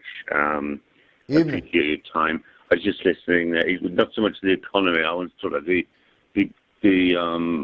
rather stressful conflagration of so many aspects of everyone's life. Everything from your guest, there was talking about Ukraine, but we in the obviously the Ukraine is alive and well in terms of conflict. But in this country alone, we have inflation, fuel, oil, gas. Everything's gone up. We've got a crisis in healthcare. We've got issues with immigration. We've got potential NATO expansionism, global warming, cashless society, food shortages, cost of living, house prices, the online harms bill for surveillance, social credit system, lockdowns, AI, auspices like Build Back Better, I haven't even mentioned COVID actually. So I think, looking at it holistically, that we're in for a real ride for the next few years. You're right. And I rather wonder. You're right. And the more you adumbrated the issues that we face, Rob, and you did so brilliantly, the more I counted the shortage of the men and the measures to rise to these occasions. The more I looked askance at the quality of men and women on the government and opposition benches. We have seldom faced such great threats and seldom faced them with a more dwarfish political class. Quite. And that needs people, and I mean, that should set people thinking, you know, that neither the red or the blue can define a woman. I mean, Jesus wept. So we're in big trouble. I'm glad you agree. I just wanted to maybe make some sort of commentary that might stimulate the minds of your future callers. And I'm grateful to you for taking the time to speak to me. I'm grateful to you. You did so. It's most kind, and it was extremely succinct and wise. Let me take a very quick break and then back to the phone lines. You have to remember back in 2002, 2003, there was a wish by George Bush for regime change. That's what was driving him. Nothing to do with weapons of mass destruction, which of course didn't exist in Iraq. So they had to construct some sort of formula, some sort of cover story in order to persuade the British public that intervention in Iraq was right. Now, David Kelly, as an expert in weapons of mass destruction, knew that this was untrue. He knew that there were probably no weapons of mass destruction in Iraq. That was a guy that could have brought down, the whole system. I reckon you're chaff. You're being thrown up to divert our probing.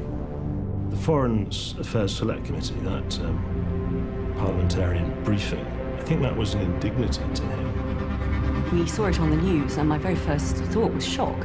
Oh my God, you know, this man is in the eye of the media hurricane. He should be protected by that, at least. You've got blood on your hands, Prime Minister. Are you going to resign over this?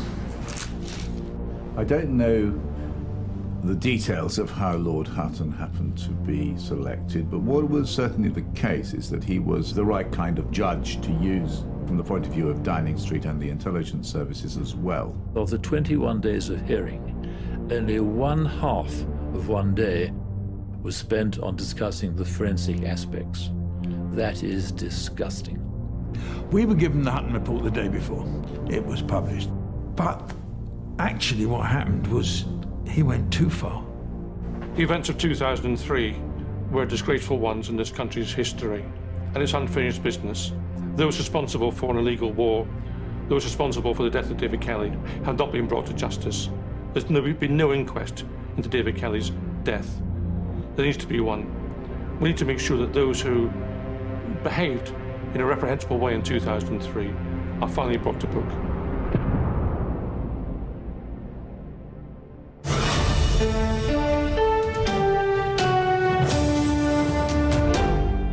Global higher education with one of the world's best-known iconoclasts, the Mother of All Talkshows with George Galloway. I'm an iconoclast? Wow! Ma, I made it! I'm an iconoclast, said a man with an American accent. I plead guilty to that. Like Bob Dylan before me, I'm on a never-ending tour. As you'll have seen on that banner there, I'm in Newcastle next month. 6 weeks, I think, from now, maybe a little less than 6 weeks. I'm in the Copthorne Hotel Monday, 27th of June. It's a well-known venue, I think, and I'll be there. I'll present the film, make a short statement before the film, then we'll show the film, then I'll take questions and answers. I'll sign books and sell DVDs and so on. So it's quite a night. People have already been attending in Liverpool, in Oxford and other places in good numbers, and everyone, I think, has enjoyed it. So if you are anywhere near Newcastle on Monday, 27th of June, join me at the Copthorne Hotel. Don't forget the Super Chat. They're coming in such volumes that I'm not actually able to keep up. Please be assured that I'll read every single one of the messages, and I thank you from the bottom of my heart on what is, I hope, the last occasion that I have to ask you to support the show. You can do it fastest by the Super Chat way on the YouTube channel. Given any currency that you like, any amount that you like, I'm not asking for much, as I keep saying. Or go to the website moats.tv/donate. And then you'll be in the Hall of Fame of those that saved the Mother of All Talk Shows. That's important. Joe is in Florida. Let's hear from Joe. Go ahead, Joe. Joe, are you there? Well, I don't seem to have Joe. We'll come back to him. Jim is in Tallahassee, on the Tallahassee Ridge, as the great song used to talk about. Jim in Tallahassee, welcome. Thank you, George. It's wonderful to be back on the show. A couple of unrelated tidbits are that you and I were born in the same year, which, by the way, is the year that gave us rock and roll and the Stratocaster guitar. Do you know something? I just played my children Bill Haley from 1954 this very day and explained to them that this was the beginning of rock and roll. Hard to believe now, but it started in our lifetime, Jim. Yes, sir, absolutely. What I wanted to mention to you was that it was about those shootings in Buffalo, New York. The young man who...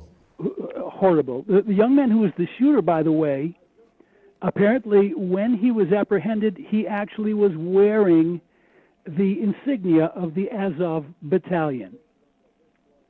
That should make Americans think a lot about who they're supporting. You know, I mean, very much should. We should, to be strictly accurate, it is a fascist symbol of the black sun, which is the name of the official magazine of the Azov regiment in the Ukraine, and is a symbol used by them, but also by other fascists and supremacists around the world. So it's not necessarily the case that he wore it to show that he's with the Azov, but it must be overwhelmingly likely that he knew that this was their symbol. I wish I hadn't, Jim, but I watched the video of the first minute or so of the mass murder that he committed in a black store in Buffalo. I wish I could unsee it. I don't recommend anyone else to watch it. It was one of the most coldly calculated acts of mass murder carried out in an instant by a lone gunman who was packing the most fearsome weaponry and wearing armor so that he could not be shot back. A brave security guard tried to shoot him, but failed because the round did not penetrate his body armor. It is almost unbelievable, therefore, that at a memorial service today, another gunman in a black church in Buffalo, the same place, tried to enter with his weapons to carry out another massacre in the church. And if you'll forgive me putting it this way, Jim, yours is the country that tries to tell everybody else how it should organize its society. We're supposed to look for leadership to a country in which such things are such regular occurrences. Forgive me for that, Jim. Go ahead. Last George, word to you. Everything you've said is absolutely true. And it's what's unfortunate is we have, we really need to start being honest with ourselves and point out that America is a failed state. Period. It's a failed state. There's absolutely, I don't see from within the current political rigging, I don't see any means to fix it. You know, it's like people keep talking. I've heard for years and years, like I say, we're the same age. I've heard for years and years people saying, oh, if we tweak this or tweak that, we can make the system work for everyone. It never has. And in my view, maybe I'm wrong. I'd be glad to be proven wrong. But in my view, it won't. We have to completely I don't know how to say it. We have to revamp everything. I mean, the whole dynamics of the world are about to change, and in the midst of a huge change, much of which is potentially, of course, terrifying. World War III. There are morons in the Pentagon who apparently think that, first of all, that nuclear war is feasible and that America would win it. How insane can one get? I suppose I shouldn't ask. Pretty I might actually insane. find out. I must say, Jim, I hope also that you're wrong, but I fear that you are right. Thank you very much for your good fellowship throughout our parallel lives. Joe is in Florida now. He's back on the line. Let's hear from him. Joe, welcome. Go ahead. Say what you'd like to say. Hey, good afternoon, George, and best wishes to you, best wishes to your friends, and best wishes to your family. And thanks, man, for standing up for humanity. I mean, you stand up while other people bow down, and you stand. So thank you. Thanks to your friends, your family, those who surround you. Best wishes. Hey, George, I'd like to talk about. Thank you. I'd like to talk about the coup that occurred in the United States that nobody seems to talk about these days. Our legislators who were elected to represent the voice of the American people, the will, the needs, and the wants of the American people, now are the opposition to the American people. They no longer represent the voice of the American people. They no longer represent the will of the American people. They no longer represent the need or the wants of the American people. Every day they go to work as our opposition. Every day they go to work to destroy our Constitution, to destroy our freedom of speech, to destroy our democracy, to destroy our freedom of press, to destroy the unity or harmony of the American people. These people, they feed on hate. They seek and desire to divide the families of the American people. They seek to instill hate amongst families, to divide families and friendships and neighbors. And every day they go to work as our greatest threat. Nobody in the history of our America has posed a greater or more imminent threat to the American people than these legislators who go to work every day as the opposition to the freedom, liberty, and democracy of the American people. Listen, I would also like to talk about... Well, look, that's the call of the night, Joe, and I couldn't put it better than you have just put it. I think when we clip that call and put it out, that it will travel far, not just around the United States, but around the world. I could feel the passion in your words, and I'm sure the entire audience did. I think maybe next week we have to do a special on the state of crisis, moral, political, economic, and military crisis that the United States of America finds itself in. I am one of the few of my political stripe in Britain that has American blood in my veins. My great-great-grandmother sailed from New York to Scotland. Maybe she got on the wrong boat, I don't know. Thousands were sailing in the opposite direction. But that's what she did. I've never been able to find out why. I'd very much like to.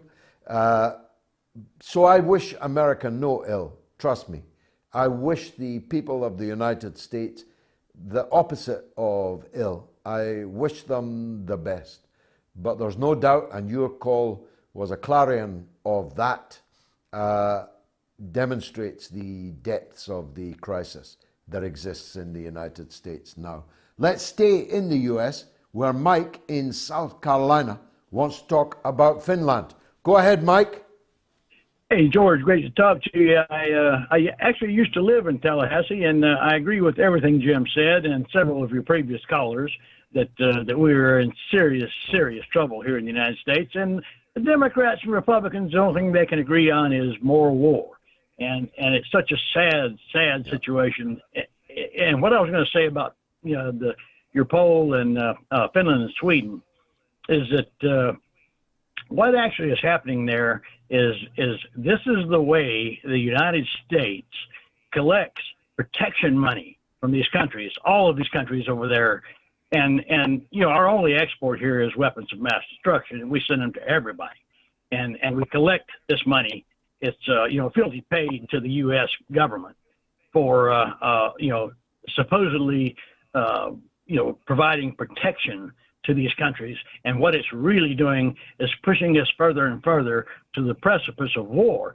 And your question that you asked, the reason it was 50-50 on the answers is because we're not sure that it's going to lead to nuclear war, World War III, but one thing is for sure, it's going to push us much closer. Again, a tremendously powerful call, Mike, and I thank you for it, as all our American callers this evening are expressing. They are indicating that something is deeply wrong in the United States. And the only thing I'd add to what you said, Mike, is that although the US is extorting all this protection money, none of it, or virtually none of it, is passing down to the American people themselves. It is divided amongst the oligarchy in a corrupt circle around the political class, the big media class, the military, industrial, and big tech complex.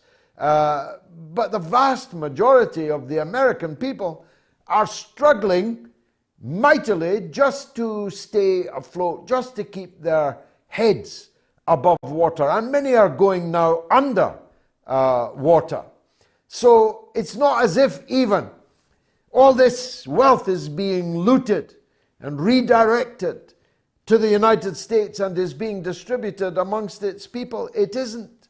The American people themselves are also victims of this rapacious empire and its bloody strategy. I've seldom been more saddened and fearful, not for myself. I've lived a long and good life, but by the grace of God I have many children, and I've got 5 grandchildren, and only one of my children is old enough to have children. So I have to assume, if life develops here on earth, that one day I'll have, although I'll be gone, many, many grandchildren and their grandchildren and so on. I fear, I'm very fearful about the future of the planet, the future of humanity. I don't know if Finland will be the trigger, or Sweden will be the trigger, or Ukraine or Poland, what will be the trigger? But as you put it brilliantly, we don't know if it's going to be one damn thing. But we do know that one damn thing after another is driving us ineluctably, inexorably in the direction of destruction. Barry Maguire sang a long time ago, wrong as it turned out, that we were on the eve of destruction. I don't know if Barry's still around, or someone should resurrect and rewrite that song, because we sure are in danger of being on the eve of destruction. Coming up in the next hour, don't miss Epstein's first victim, the one and only MariaFarmer. She's on the show in the last hour, along with HadiNasrallah, on the murder of Shireen Abu Akleh and the desecration of her funeral, her coffin with a cross on it, in Jerusalem by the Israeli Armed Forces on Friday. Stay tuned. It's the news with the one and only Elliot King.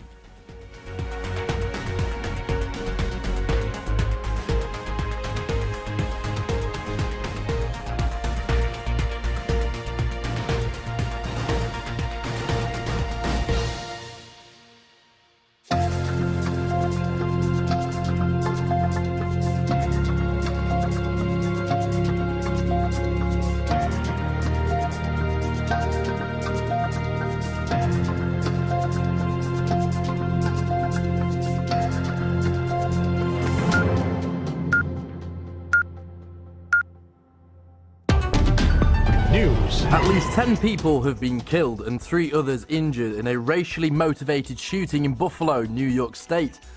The suspected gunman, wearing body armor and carrying a high-powered rifle, was taken into custody after the attack at a supermarket. Buffalo Police Commissioner Joseph Gramaglia said that 11 of the 13 people who shot were black. Court papers name the suspect as Peyton Gendron, a teen of Conklin, New York. He was charged with first-degree murder in the early hours after the shooting, to which he pleaded not guilty. Investigators he used a helmet camera to live stream the shootings for at least 2 minutes before the streaming service ended his transmission. Police are also looking into whether he had posted a manifesto online.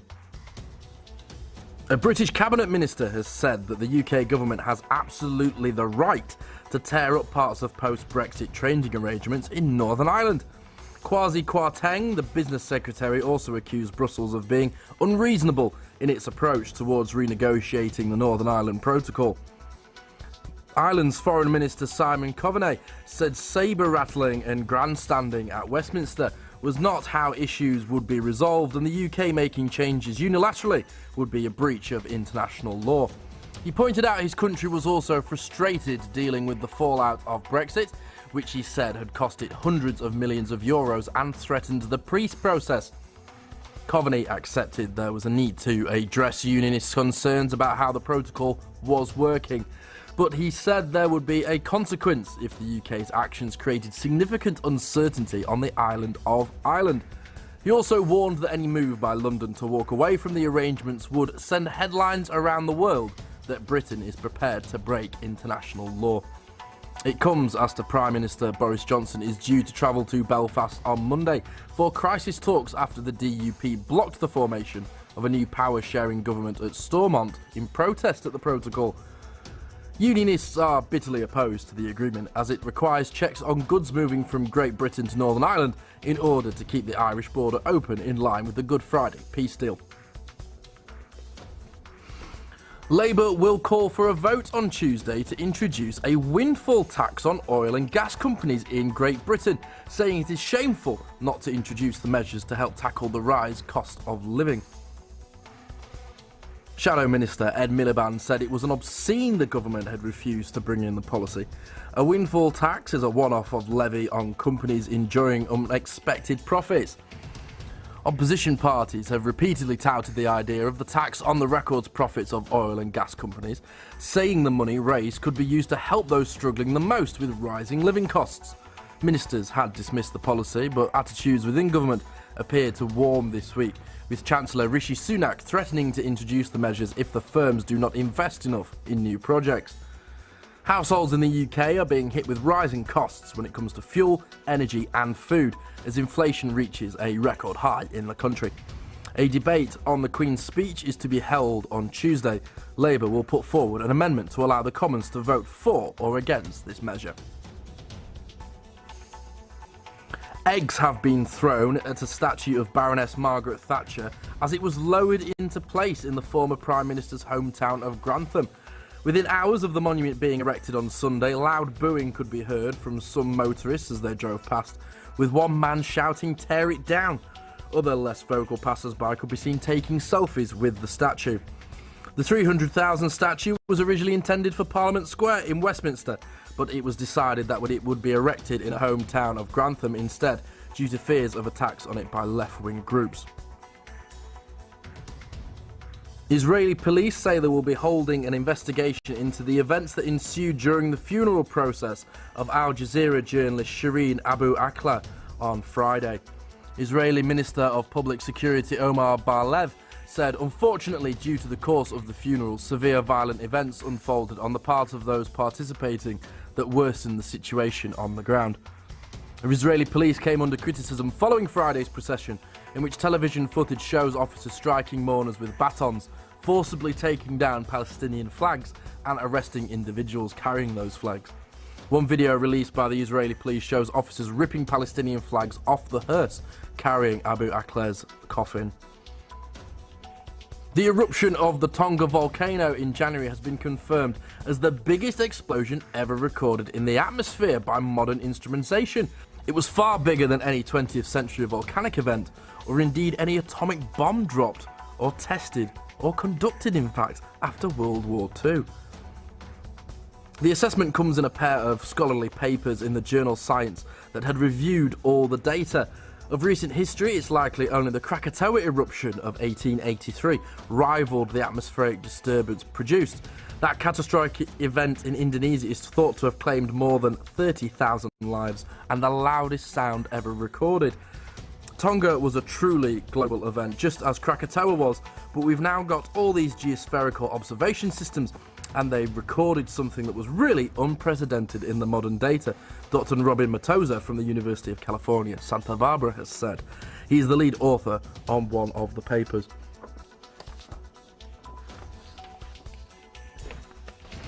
And finally, one of our planet's most stunning sights is coming to the skies in the next few hours, what is called a super blood moon.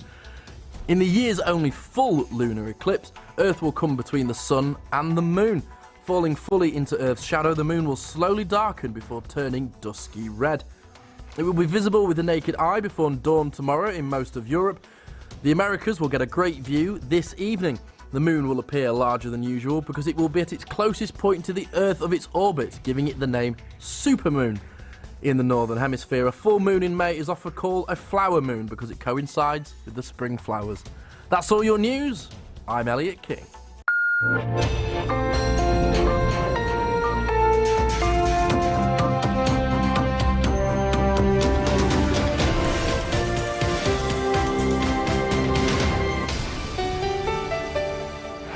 George Galloway and the mother of all talk shows.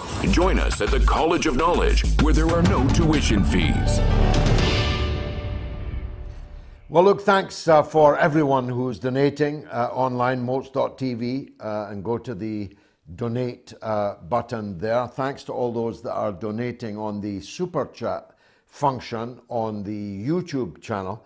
I simply don't have time to read everyone's name, but everyone who's given throughout these few weeks that we've had to appeal for donations will be in a roll of honor, which will be preserved forever. So let me quickly just read out some names. To save time, I won't give the amounts. Abdullah Albdur, Todd Menzing, Jules Vega, Ray Martin, Lucy Stewart, Hadi Christensen, Roland Kanchek, Jan Olaf Johansson, Caroline Murray, Dove's Cry, when doves cry indeed. Hugh Hannigan Pop, Suds 53, Ivanchko 72, Hukayone, who gave €4. Thank you for that, my friend. Errol Hoffer gave 10 Canadian dollars. Linda Platt, 20 British pound. Thank you, Linda, so much. And so many others.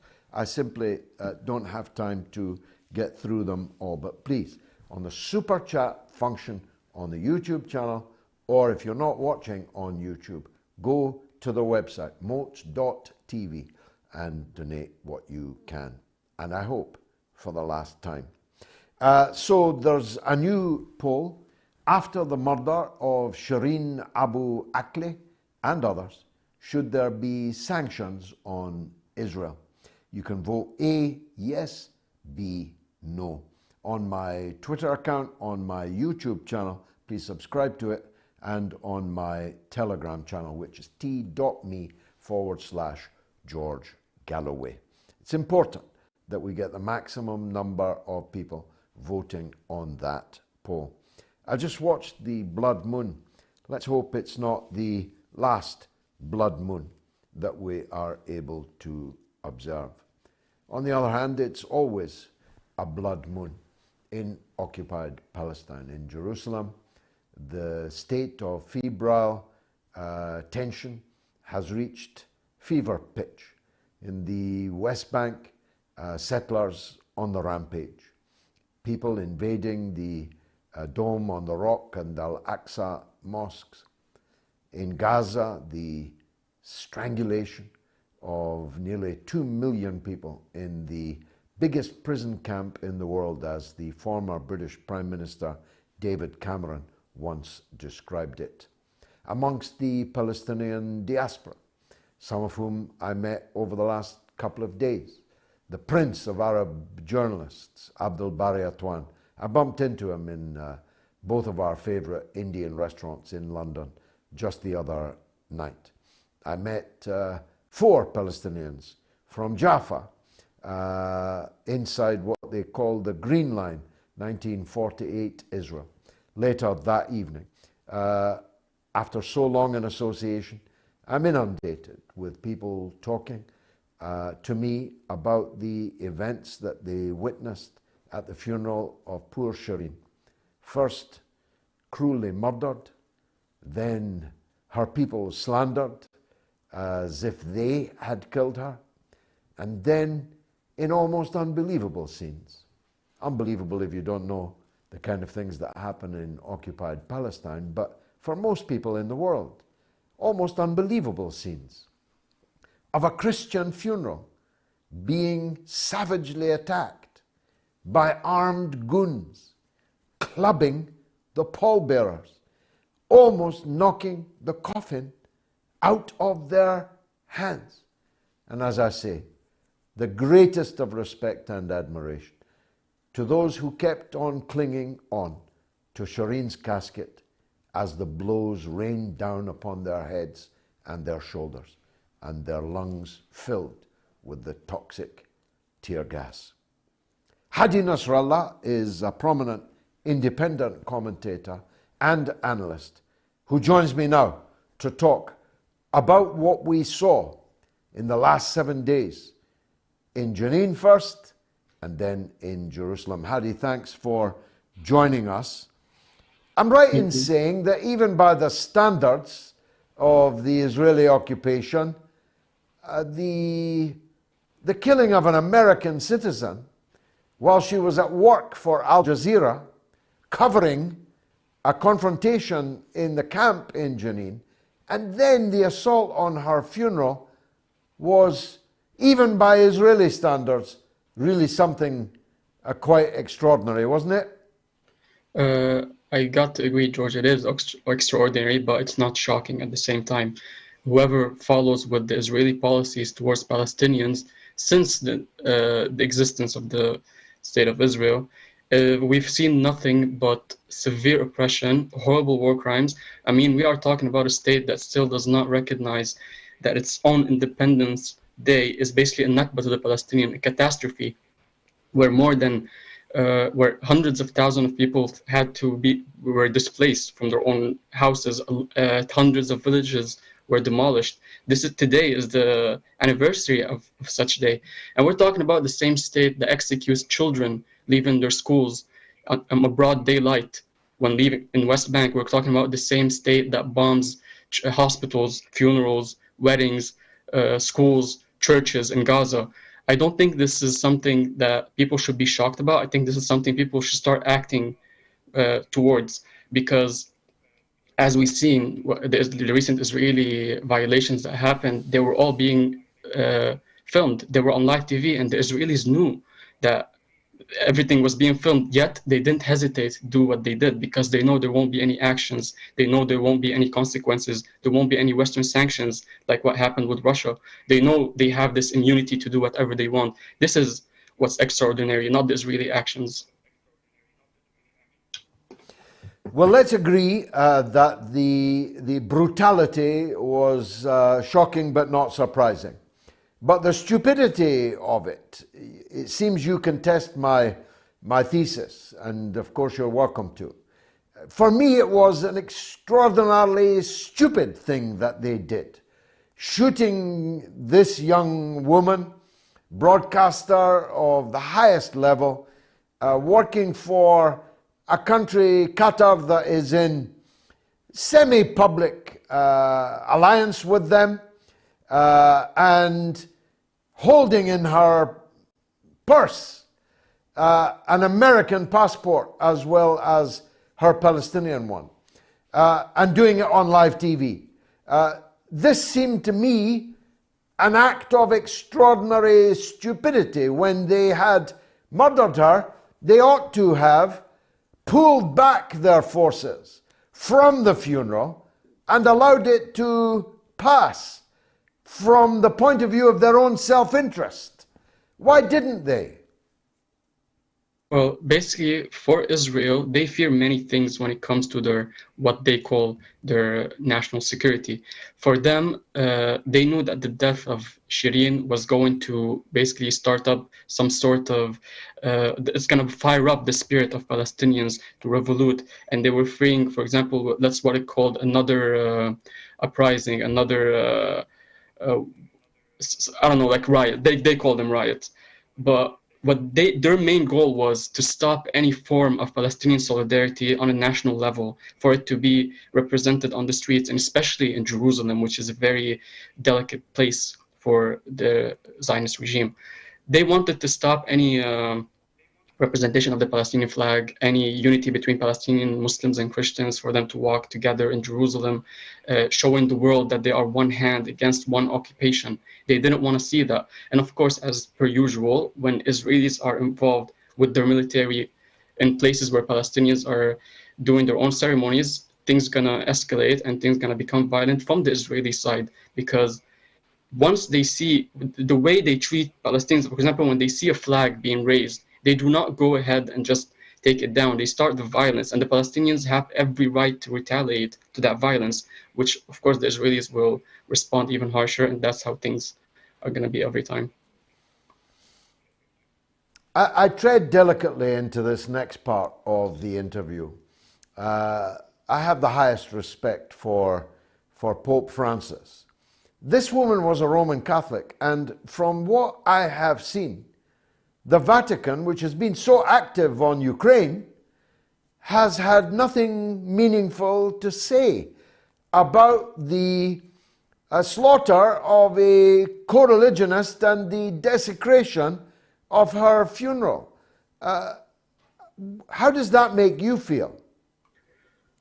I mean, it makes me feel angry as everyone else in our region, because the way the Palestinian Christians have been treated and the way they've been neglected by a lot of, mainly the Christian Zionists in the West, which is horrific for me to see every time. For example, last year in Gaza, when Palestinians were being bombed indiscriminately, a church was bombed by Israel, and barely anyone spoke about it. I'm pretty sure everyone listening to us right now, many of them don't even know that a church has been bombed or affected, a monastery has been severely affected, and an orphanage for the Catholics, for the Latin Church, has been affected, and no one ever heard of it. So the global silence is heartbreaking when it comes to Palestinian Christians. And for Shireen to die that way in this disgusting, brutal attack by the Israelis against journalism, and she's a Christian with her casket with a crucifix on it, and that almost fell from the hands of people, both Christians and Muslims, and not a word from the Vatican. This is, like I'm going to say, it's not surprising, but it's heartbreaking. It's surprising to me. Christian Zionism is a thing, particularly in the United States, but also in Europe and also in the United Kingdom. But the Pope, and especially this Pope, might have been expected. And I don't ask you to comment on it. You have no responsibility for the Pope, but I do.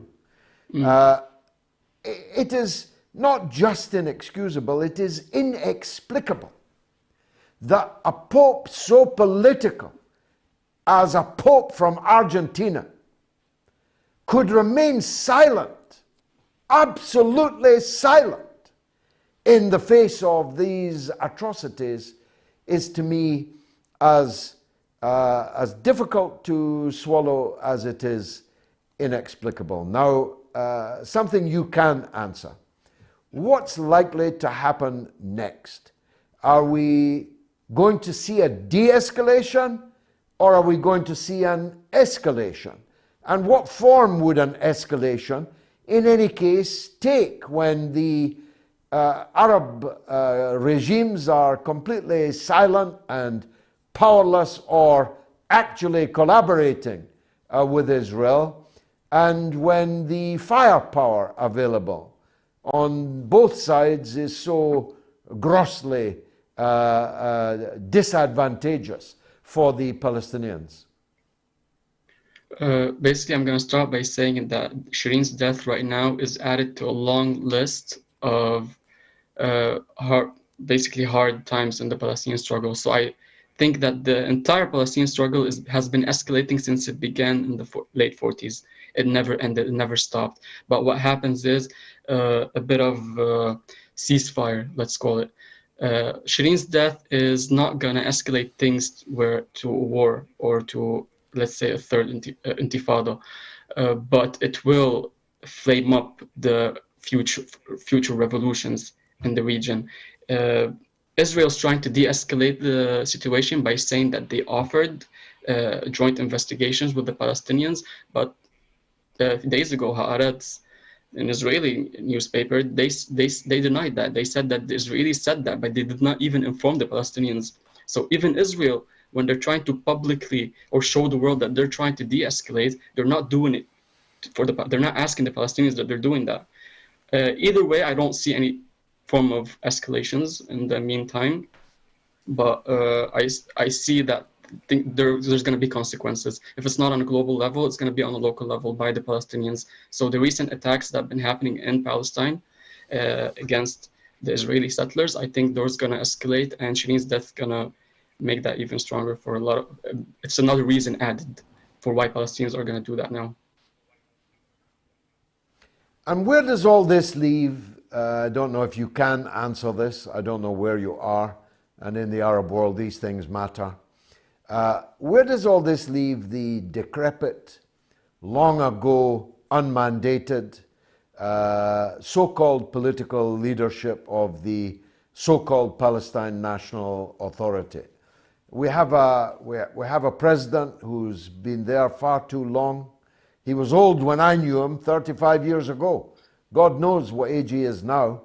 He long ago ran out of mandate. The political leadership of the Palestinian people has never, in my experience, going back to the mid-1970s, been more palsied than it is today. Where do these events leave it?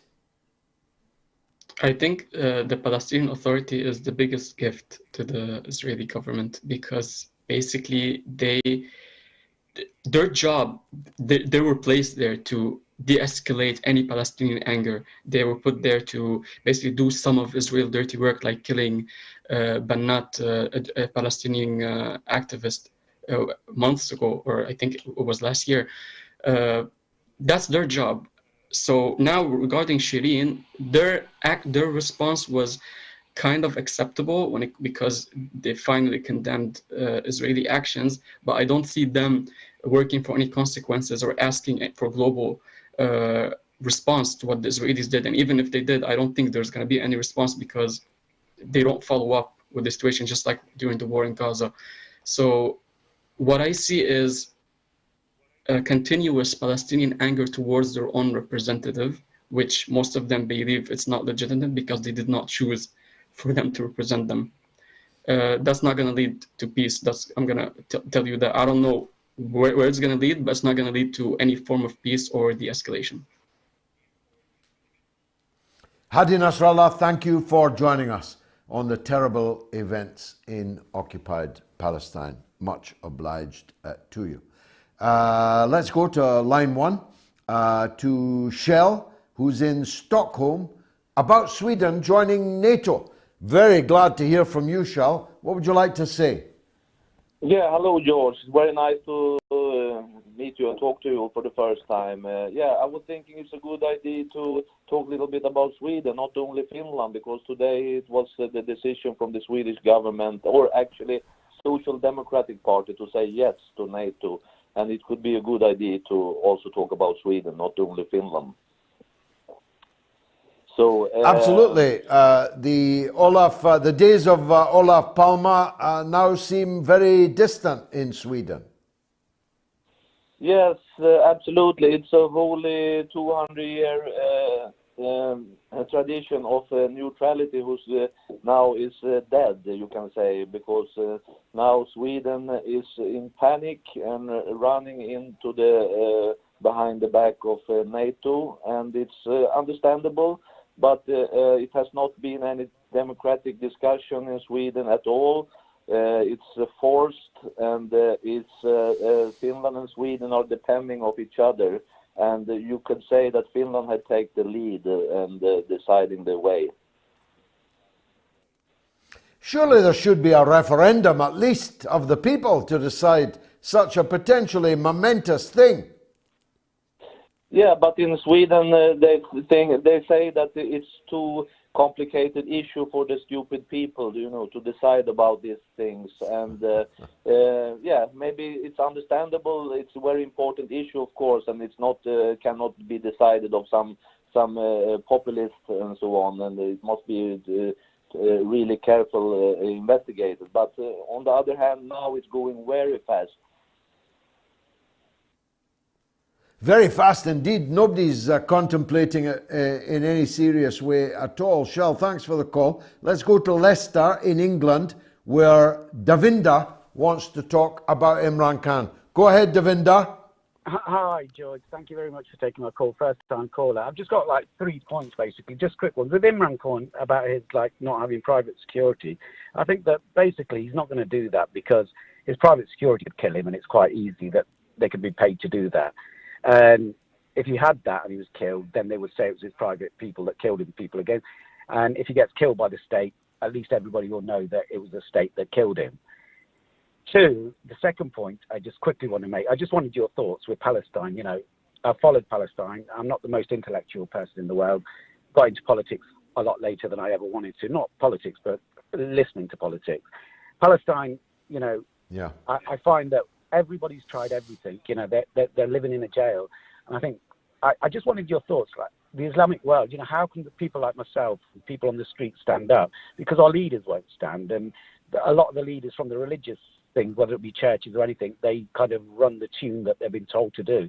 But I don't know where it stands technically religiously, but if people just stopped going to Hajj as a protest, you know, we've got Saudi Arabia who run Mecca, who have got, you know, the jailers are jailing all of the Middle East, with Guy being complicit with the West thoughts. But I just thought, what can we do if we just never went? And you know, me personally, if I was a Muslim or something, I would have that discussion with God when the time of it came to it, and I would have to, you know, I would say yes, I had the means to go, and I had the thing, but I didn't go. So the world could see that people like myself who can't do anything, our media's blocked, everything's blocked, but we're not going to, you know, that would be the only stance you can make. And the thirdly, on the Ukraine bit, I just think, you know, the media's been blocked out. We've only got yourself for how long we have. And we all know it's wrong. You know, Sweden thingy, I mean, it's just pouring gasoline on a fire. But I think the calculations have been made. America's skin, you know, it's all about the military industry. And they're all betting on red or black. They've got all their chips in. And the war's going to be fought on the streets, where people, when the food shortages come, everything comes. And once again, I think people like myself, the only thing that we can do is basically stop paying for everything. Stop voting, stop paying for everything. And what choice are we going to have? Because we won't be able to afford anything. I just think the chips are being laid down. Well, that's right. You know, and I think they've already made the calculation. What a call, Devinder, what a call. It would take me an hour to respond properly and fully to the powerful points that you have made. So I'll deal only with the last of them. The day is coming when people will literally not be able to pay for essential things in their lives. And I'm not sure that Britain has been in that position since the 1930s, where it wasn't a question of it being painful. It wasn't a question of a constant grumble about rising cost of living, wages not keeping pace with the rise in the cost of living and so on. I mean unaffordability. I mean literal inability to pay mortgages, rents, interest rates, food costs, petrol costs, heating costs, eating costs. That day is coming in Britain. And look at the politicians that we've got in Parliament who will have to try and come to grips with that. It doesn't bear thinking about. Let's go to Phil in Bristol, who thinks we're sleepwalking into World War III. He might be right. Go ahead, Phil. Thank you very much, and thank you for this show. Yes, I'm deeply concerned that we're sleepwalking into World War III. I see no discussion in the media about what's going on. Now we've heard, and you may have covered this, I apologize, but Finland is now agreeing to end the agreement that it's had with Russia to stay neutral. This is a huge change. Sweden also, that has been neutral for 200 years, has now decided that it wants to join NATO as well as Finland. The only thing I can say with Finland is it has to go through the parliament first before such an agreement with NATO is ratified. With Sweden, the surveys are that 50% of the population apparently wants to get into NATO. I'm also very concerned about the use of depleted uranium weapons that are being shipped over. The weapons that pierce the tanks, because this is a tank war. So they're going to use the shells that are coated with depleted uranium, which penetrates through the steel in tanks. So we're already talking sort of a nuclear-type war that's going on. And meanwhile, all we're talking about is the royal family, Prince this and Prince that. And I just don't know where we... The royal family and the Eurovision Song Contest. Right. Don't forget that. Yeah, what a surprise that was. No, Phil, we have. We've been covering this tonight, so listen back to the rest of the show. You've brilliantly and eloquently put the point that is shared, I think, by the great majority of the people making this show and the people watching this show. I only add this. Once upon a time, we had a CND. Anyone seen it or heard from it? Once upon a time, we had a Stop the War coalition. I was one of its leaders. Anyone seen it? Anyone heard from it? What a state we are in. Now, just before I take a break and MariaFarmer comes up, I think we've got a promo on Super Chat, do we? If not, I'll take a quick break, but just explaining the Super Chat mechanism, that's all. I thought that we had a little video to show it. But it's simple enough. If you're watching on the YouTube channel, then go, please, to the Super Chat. There it is there. I knew we had some graphic. There it is there. Just give us £1. Just give us $1. Just give us €1. That's all I'm asking. But we need it from you, because you haven't given yet in these few weeks. I say that confidently because the vast majority of you have never given. I've been doing this for nearly 20 years.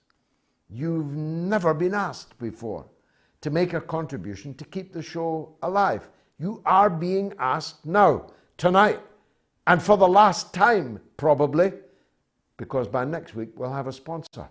But we've got to pay this week's bills before the sponsor arrives. A quick break, then it's MariaFarmer. Stay tuned.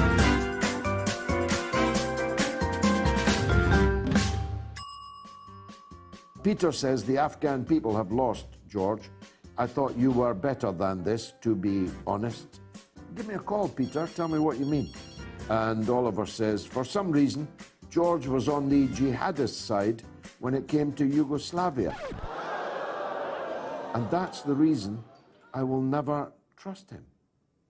I fought against the war on Yugoslavia with all my breath and all my heart. Me and Tony Benn and Jeremy Corbyn and others were practically the only people in this country opposing the war on Yugoslavia, the destruction of Yugoslavia. How dare you, you imbecile? If you have any guts, you'll pick up the phone right now and call this show and justify that utter slander. Really. And Yoda says, love the show, best entertainment and education. on the airwaves. Team on it.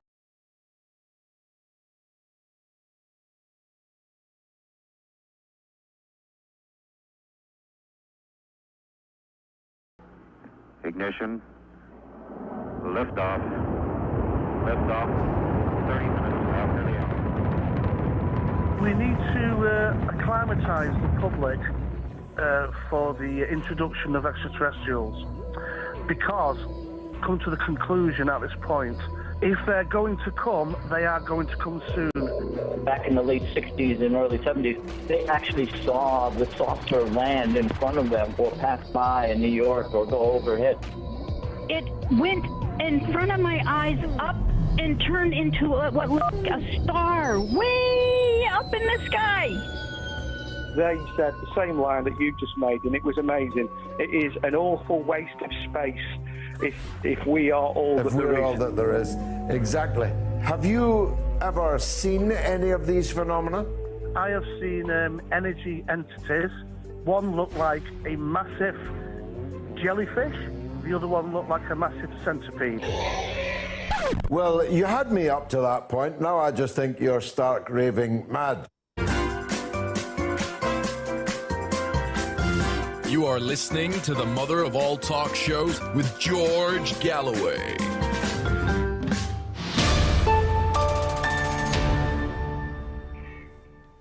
A quite extraordinary response on the poll, first of all, after the murder of Shireen Abu Akleh and others. Should there be sanctions on Israel? And it's grim reading for the supporters of the State of Israel, in particular for those in today's Labour Party, led by that great champion of Israel, Sir Keir Starmer. Here are the numbers. This is on Twitter. Yes, there should be sanctions on Israel, 85%. No, 15%. On YouTube, yes, 92%. No, 8%. And on Telegram, yes, 96%. No, 4%. Who speaks for these people in Parliament? Who speaks for them in the US Congress? How come the public can never find any satisfaction on this question from their political representatives? In fact, in the Queen's speech delivered by Prince Charles for the first time this very week, a new law was proposed making it illegal to campaign for the boycott, divestment and sanctions on the State of Israel. This in a country that has bent entirely towards boycott, divestment and sanctions of Russia. You'll go to prison if you don't swallow the line on Russia, but you will go to prison in Britain if you try and boycott Israel. And yet there is an example of the public's opinion, but nobody speaks for it. Nobody represents it in the political class in Britain. It is a quite extraordinary business. Now, to those of us who followed the Jeffrey Epstein case closely, and I'm certainly one of those, the Jeffrey Epstein case, the Ghislaine Maxwell sub-case or co-case, as is the reality, I have followed every twist and turn, and many of you will have also. And to those of us who have, our guest, if we can get her, we haven't yet, MariaFarmer is a very, very significant figure and a well-known figure, because she was the first, not the first necessarily to be abused by these demons, Epstein and Maxwell, but she was the first high-profile case that was reported to the authorities. And if we get her, you'll find out what happened next. Let's squeeze in a call from Liz in Hampshire on NATO and Sweden. Liz, what would you like to say? Hi, George. Yes, I would just like to talk about an interview I saw this morning with an organisation who say no to NATO in Sweden, and they were protesting in Stockholm this morning. And it made me feel better because I'd lost faith in humanity, and I thought everybody now seems to be accepting that the support flooding into Ukraine, particularly in the form of weaponry, which will only further exacerbate slaughter and carnage on and amongst Ukrainians, is actually evidence that the general consciousness of humanity has been captured to epic proportions of cognitive deficit. So, and they were interviewing a couple of people in the protest who were very calm and very clear in what they were saying. And one gentleman was in, say, his mid-50s, and he was saying simply, no, we don't want to join NATO. We see them as not being a defensive organisation. They've proved that by the wars that they've carried out outside of their jurisdictions in places like Afghanistan, Iraq, etc. And for us, that's enough to know that they're not interested in peace, and we are. We don't want to be at odds with the Russians. We want to have good relations with them and just keep our good relations with Russia and always have an open door policy as far as negotiations and dialogue goes. And we don't see NATO as being... Well, I'm sorry I missed that, but it doesn't surprise me. That's why I asked our caller from Sweden that surely there's going to be a referendum, because I'm not sure that NATO could win a referendum in Sweden. And that's why they're not going to have one, arguing that it's too complex an issue for a referendum, although actually you would have thought that complex was the last thing it was. So I'm glad you brought that up, Liz, and I'll try and see that report myself after the show. Now, I've given MariaFarmer her introduction. If she'll forgive me, I won't give it again because of the lateness of the hour. I'll merely welcome her onto the Mother of All Talkshows. Maria, thanks for joining us. Sorry we had some difficulty in connecting. In summary, I said that you were the not necessarily the first. Who knows when these beasts began their satanic activities, but you were, I think, the first person with a profile that was able to report what happened to you to the authorities with a chance of being believed. I think you know what I mean by that. Yes. Tell the viewers, if you would, what happened to you and what happened to the report that you made. Okay, I would love to. First of all, I want to thank you, George, because I know you've asked me to come on a couple of times and I've been sick. And I really jumped at the chance when you contacted the other day, when you contacted George Tonks, another Wexner survivor. And we're very grateful that you reached out. So yes, I'm not the first victim at all. I'm just the first person ever to make this report to the FBI about this particular group. And I call it an international pedophile ring because it was. And I also, I think they're heavily involved with intelligence. And I believe they're also, my report has been stuffed away. Let me put it this way. I filed a report in 1996 following Ghislaine Maxwell threatening my life. Just prior to that, I had been kidnapped and held captive at Leslie Wexner's home in New Albany, Ohio. And I was held there for Ghislaine and Jeffrey to assault me and transport my sister to Thailand. And I didn't even know my sister was going to have any contact with them. And so that's why I was sequestered away, so that I wouldn't be mindful or watching. And basically, after I returned to New York, after escaping being held captive by a man named Randy Bowie, who, when he introduced himself to me actually at the Wexner estate in New Albany, Ohio, he said, "Hi, I'm Randy Bowie. I'm a sharpshooter. I'm retired Special Forces." And he was about 26, maybe 28. So he was already retired. And he said, and I'm Les Wexner's right-hand man here. And, you're never to go outside again this summer. So don't go outside. And if you're going to go outside, you have to call either Abigail Wexner, the lady of the house, or you're going to, not face good circumstances. So it was really stressful. So I had returned home, and I had spent about a month with family. And so when I returned home, it was kind of amazing that they I ended up walking into my apartment, and there is a phone call from Ghislaine Maxwell. She's calling, which means she must have called all that time, either like two to 3 weeks. I don't know exactly. What people need to know is this was in 1996, right? So I had been in graduate school. I had never heard of people being kidnapped or anything like this. I just needed a job as an artist.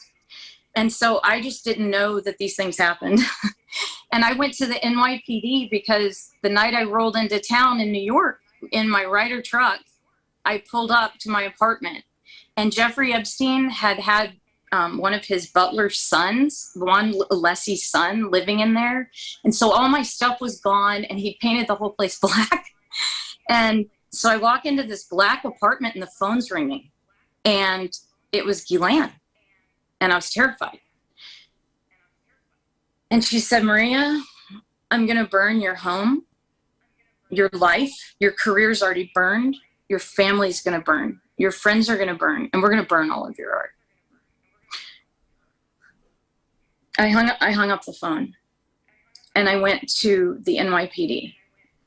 And these men knew me. They were very honorable men, these men that I knew from NYPD. They were good men. That some of them had given their lives, on 9/11. And so this is the 6th precinct in Manhattan. Those were good guys. And so they knew me because I had, met them before. And so they knew I wasn't crazy. And so I walk in there, and they said, "Maria, this is the craziest story we've ever heard." Because I began telling them everything about Jeffrey Epstein. Now, remember, no one had ever heard of him, right?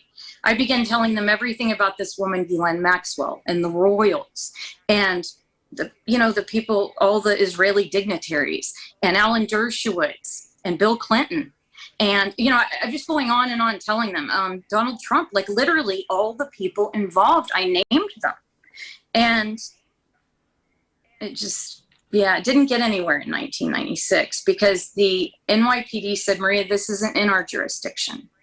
You're going to need to go to the FBI. The only thing that we can take care of in your jurisdiction right now is this threat of arson. This is a serious threat of physical harm and violence against your property, and you're in an apartment building. So that's violence against everyone. So we're going to mark that down. But the rest, you have to call the FBI." So I told them, I called the FBI. And did you? I did. I called them. How did they react, Maria? Well, when I called them, this is what I said, because I was just trying to be really honest. And I want to give a backstory about this. I lived in New York for a long time.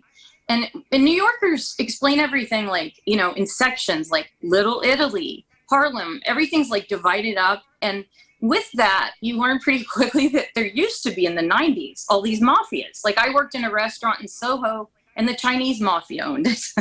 And so there were different mafias in New York. And there were the Italians, and this one was the Jewish mafia. And that's just all it was, this specific group. And I said, "I'm calling to report the Jewish mafia." And they said, "What do you mean?" And I said, "What do you mean? What do I mean? They're Jewish and they're mobsters." And they said, "How do you know?" And I said, "Wait a minute. Do you have a file on Leslie Wexner?" And they didn't. He said yes. I know he answered in the affirmative because I asked how big it was because I was so naive. So they didn't help at all. They weren't helpful. But flash forward 10 years later, I'm in hiding, and I'll explain that. But I was in hiding in the middle of the woods of North Carolina, and I get a knock on the door, and it's this gorgeous, tremendous FBI agent. And this man that's like, they were beautiful people. It was weird. Her name was Nesbitt Kirkendall. And she called and said, listen, Maria, this situation, I said, is this about my student loans? When I saw their badges, because I haven't been able to make money. And so we're like, no, this isn't about your student loans. This is about your 1996 FBI report, Maria, and it's serious, and we need to come in. And I sat them down and served them orange juice and cookies. I didn't have anything. I was like, I'm so sorry, I don't know what to serve the FBI. Like, I didn't even understand what was going on. And this woman, Nesbitt, she really wanted to solve this case with Epstein. The problem is it was never about Epstein, but we'll get to that because he was given a sweetheart deal. And so the FBI forgot to inform everyone. Like, I was supposed to be testifying in a federal trial in Florida, and so was Annie. And we were on hold, you know, and Annie was in graduate school and I was in hiding. And we were on hold. And about 8, and I was dying. I had 2 cancers and I didn't have the money to pay for it. And then a really amazing man, and I'm going to say this really fast because this man just wrote a book on this story. And if you want to know the real story of Jeffrey Epstein, folks, please make sure it was either written by one of the lawyers involved, a PI that's involved, or one of the survivors, because the other ones are really full of it. And that's my opinion. I'm entitled to it. But I've just read some things that I'm like, what is that? That's not accurate. You know, there's a lot of misinformation out there. And there's a lot of people trying to cover up what actually is the deal. And the deal I reported Leslie Wexner as the head of the snake of this particular organization. And it was just based on what I'd seen. And my life being threatened by Randy Bowie, being held captive is just a very bizarre thing. I was in my 20s. I was an artist doing very well, studying under Eric Fischel and Chuck Close. So I had a really great existence, right? And then this happened. And right when this happened, everything changed. And I knew when I made that call to the FBI that I was giving up my art career. I knew it, right? But it was sort of given back to me recently and then taken away again. And I'm called names, you know, like bad names by Alan Dershowitz, because I told the truth. That's all I did. I just told the truth, you know? So this FBI agent, who sounds like he just walked off a television series, Nesbitt. Yes.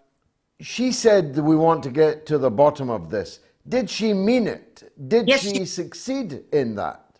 No. So all these years, she did mean it. She had little girls and she really wanted it to happen, and she cried to me, and she was not an actress. This woman had dedicated her life to this case. She couldn't believe what we'd been through. I need to tell you that while this was happening, Alan Dershowitz hired in the private sector the former FBI director of the United States to find dirt on us. They found one girl that had like weed in high school.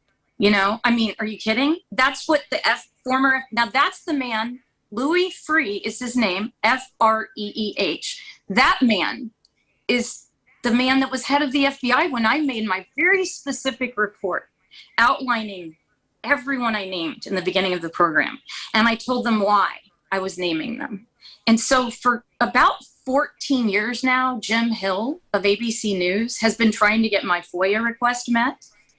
He was only able to get the second one, heavily redacted, but Nesbitt wanted to solve it. But this year, I saw where she signed off on the agreement. And now no one can find her. Like Brad Edwards, okay? He's a hero attorney. I'm not kidding you. He's the reason this whole thing happened. If it weren't for Brad Edwards and Virginia Roberts, David Boies and me, those people wouldn't have gone to jail. And I'm not bragging for me. I'm saying those are the main players, okay? And that Virginia fought by herself. Of course, they went to jail, but one of them escaped justice by, rather surprisingly, especially to him, committing suicide, and the other is not yet sentenced, and we don't know if she will, Ghislaine Maxwell, will pay the proper price for her crime. But here's my question, Maria. Yes. What about all the others? We can't allow this case to be boiled down to the deceased Jeffrey Epstein and the conveniently imprisoned Ghislaine Maxwell. What about all these others? Yeah. So thank you for bringing that up, because it's interesting. We have a lot of, and the reason I say I'm not the first survivor, obviously, is there have been men and women coming forward that are real. There's a lot of people pretending, but they're with our lawyers now, and they're real survivors. And so that gives us hope, because they're not going to let this case die either. And there were several of us that understand that Wexner was in charge of Epstein, and Wexner was also in charge. Why would you own the CIA airline?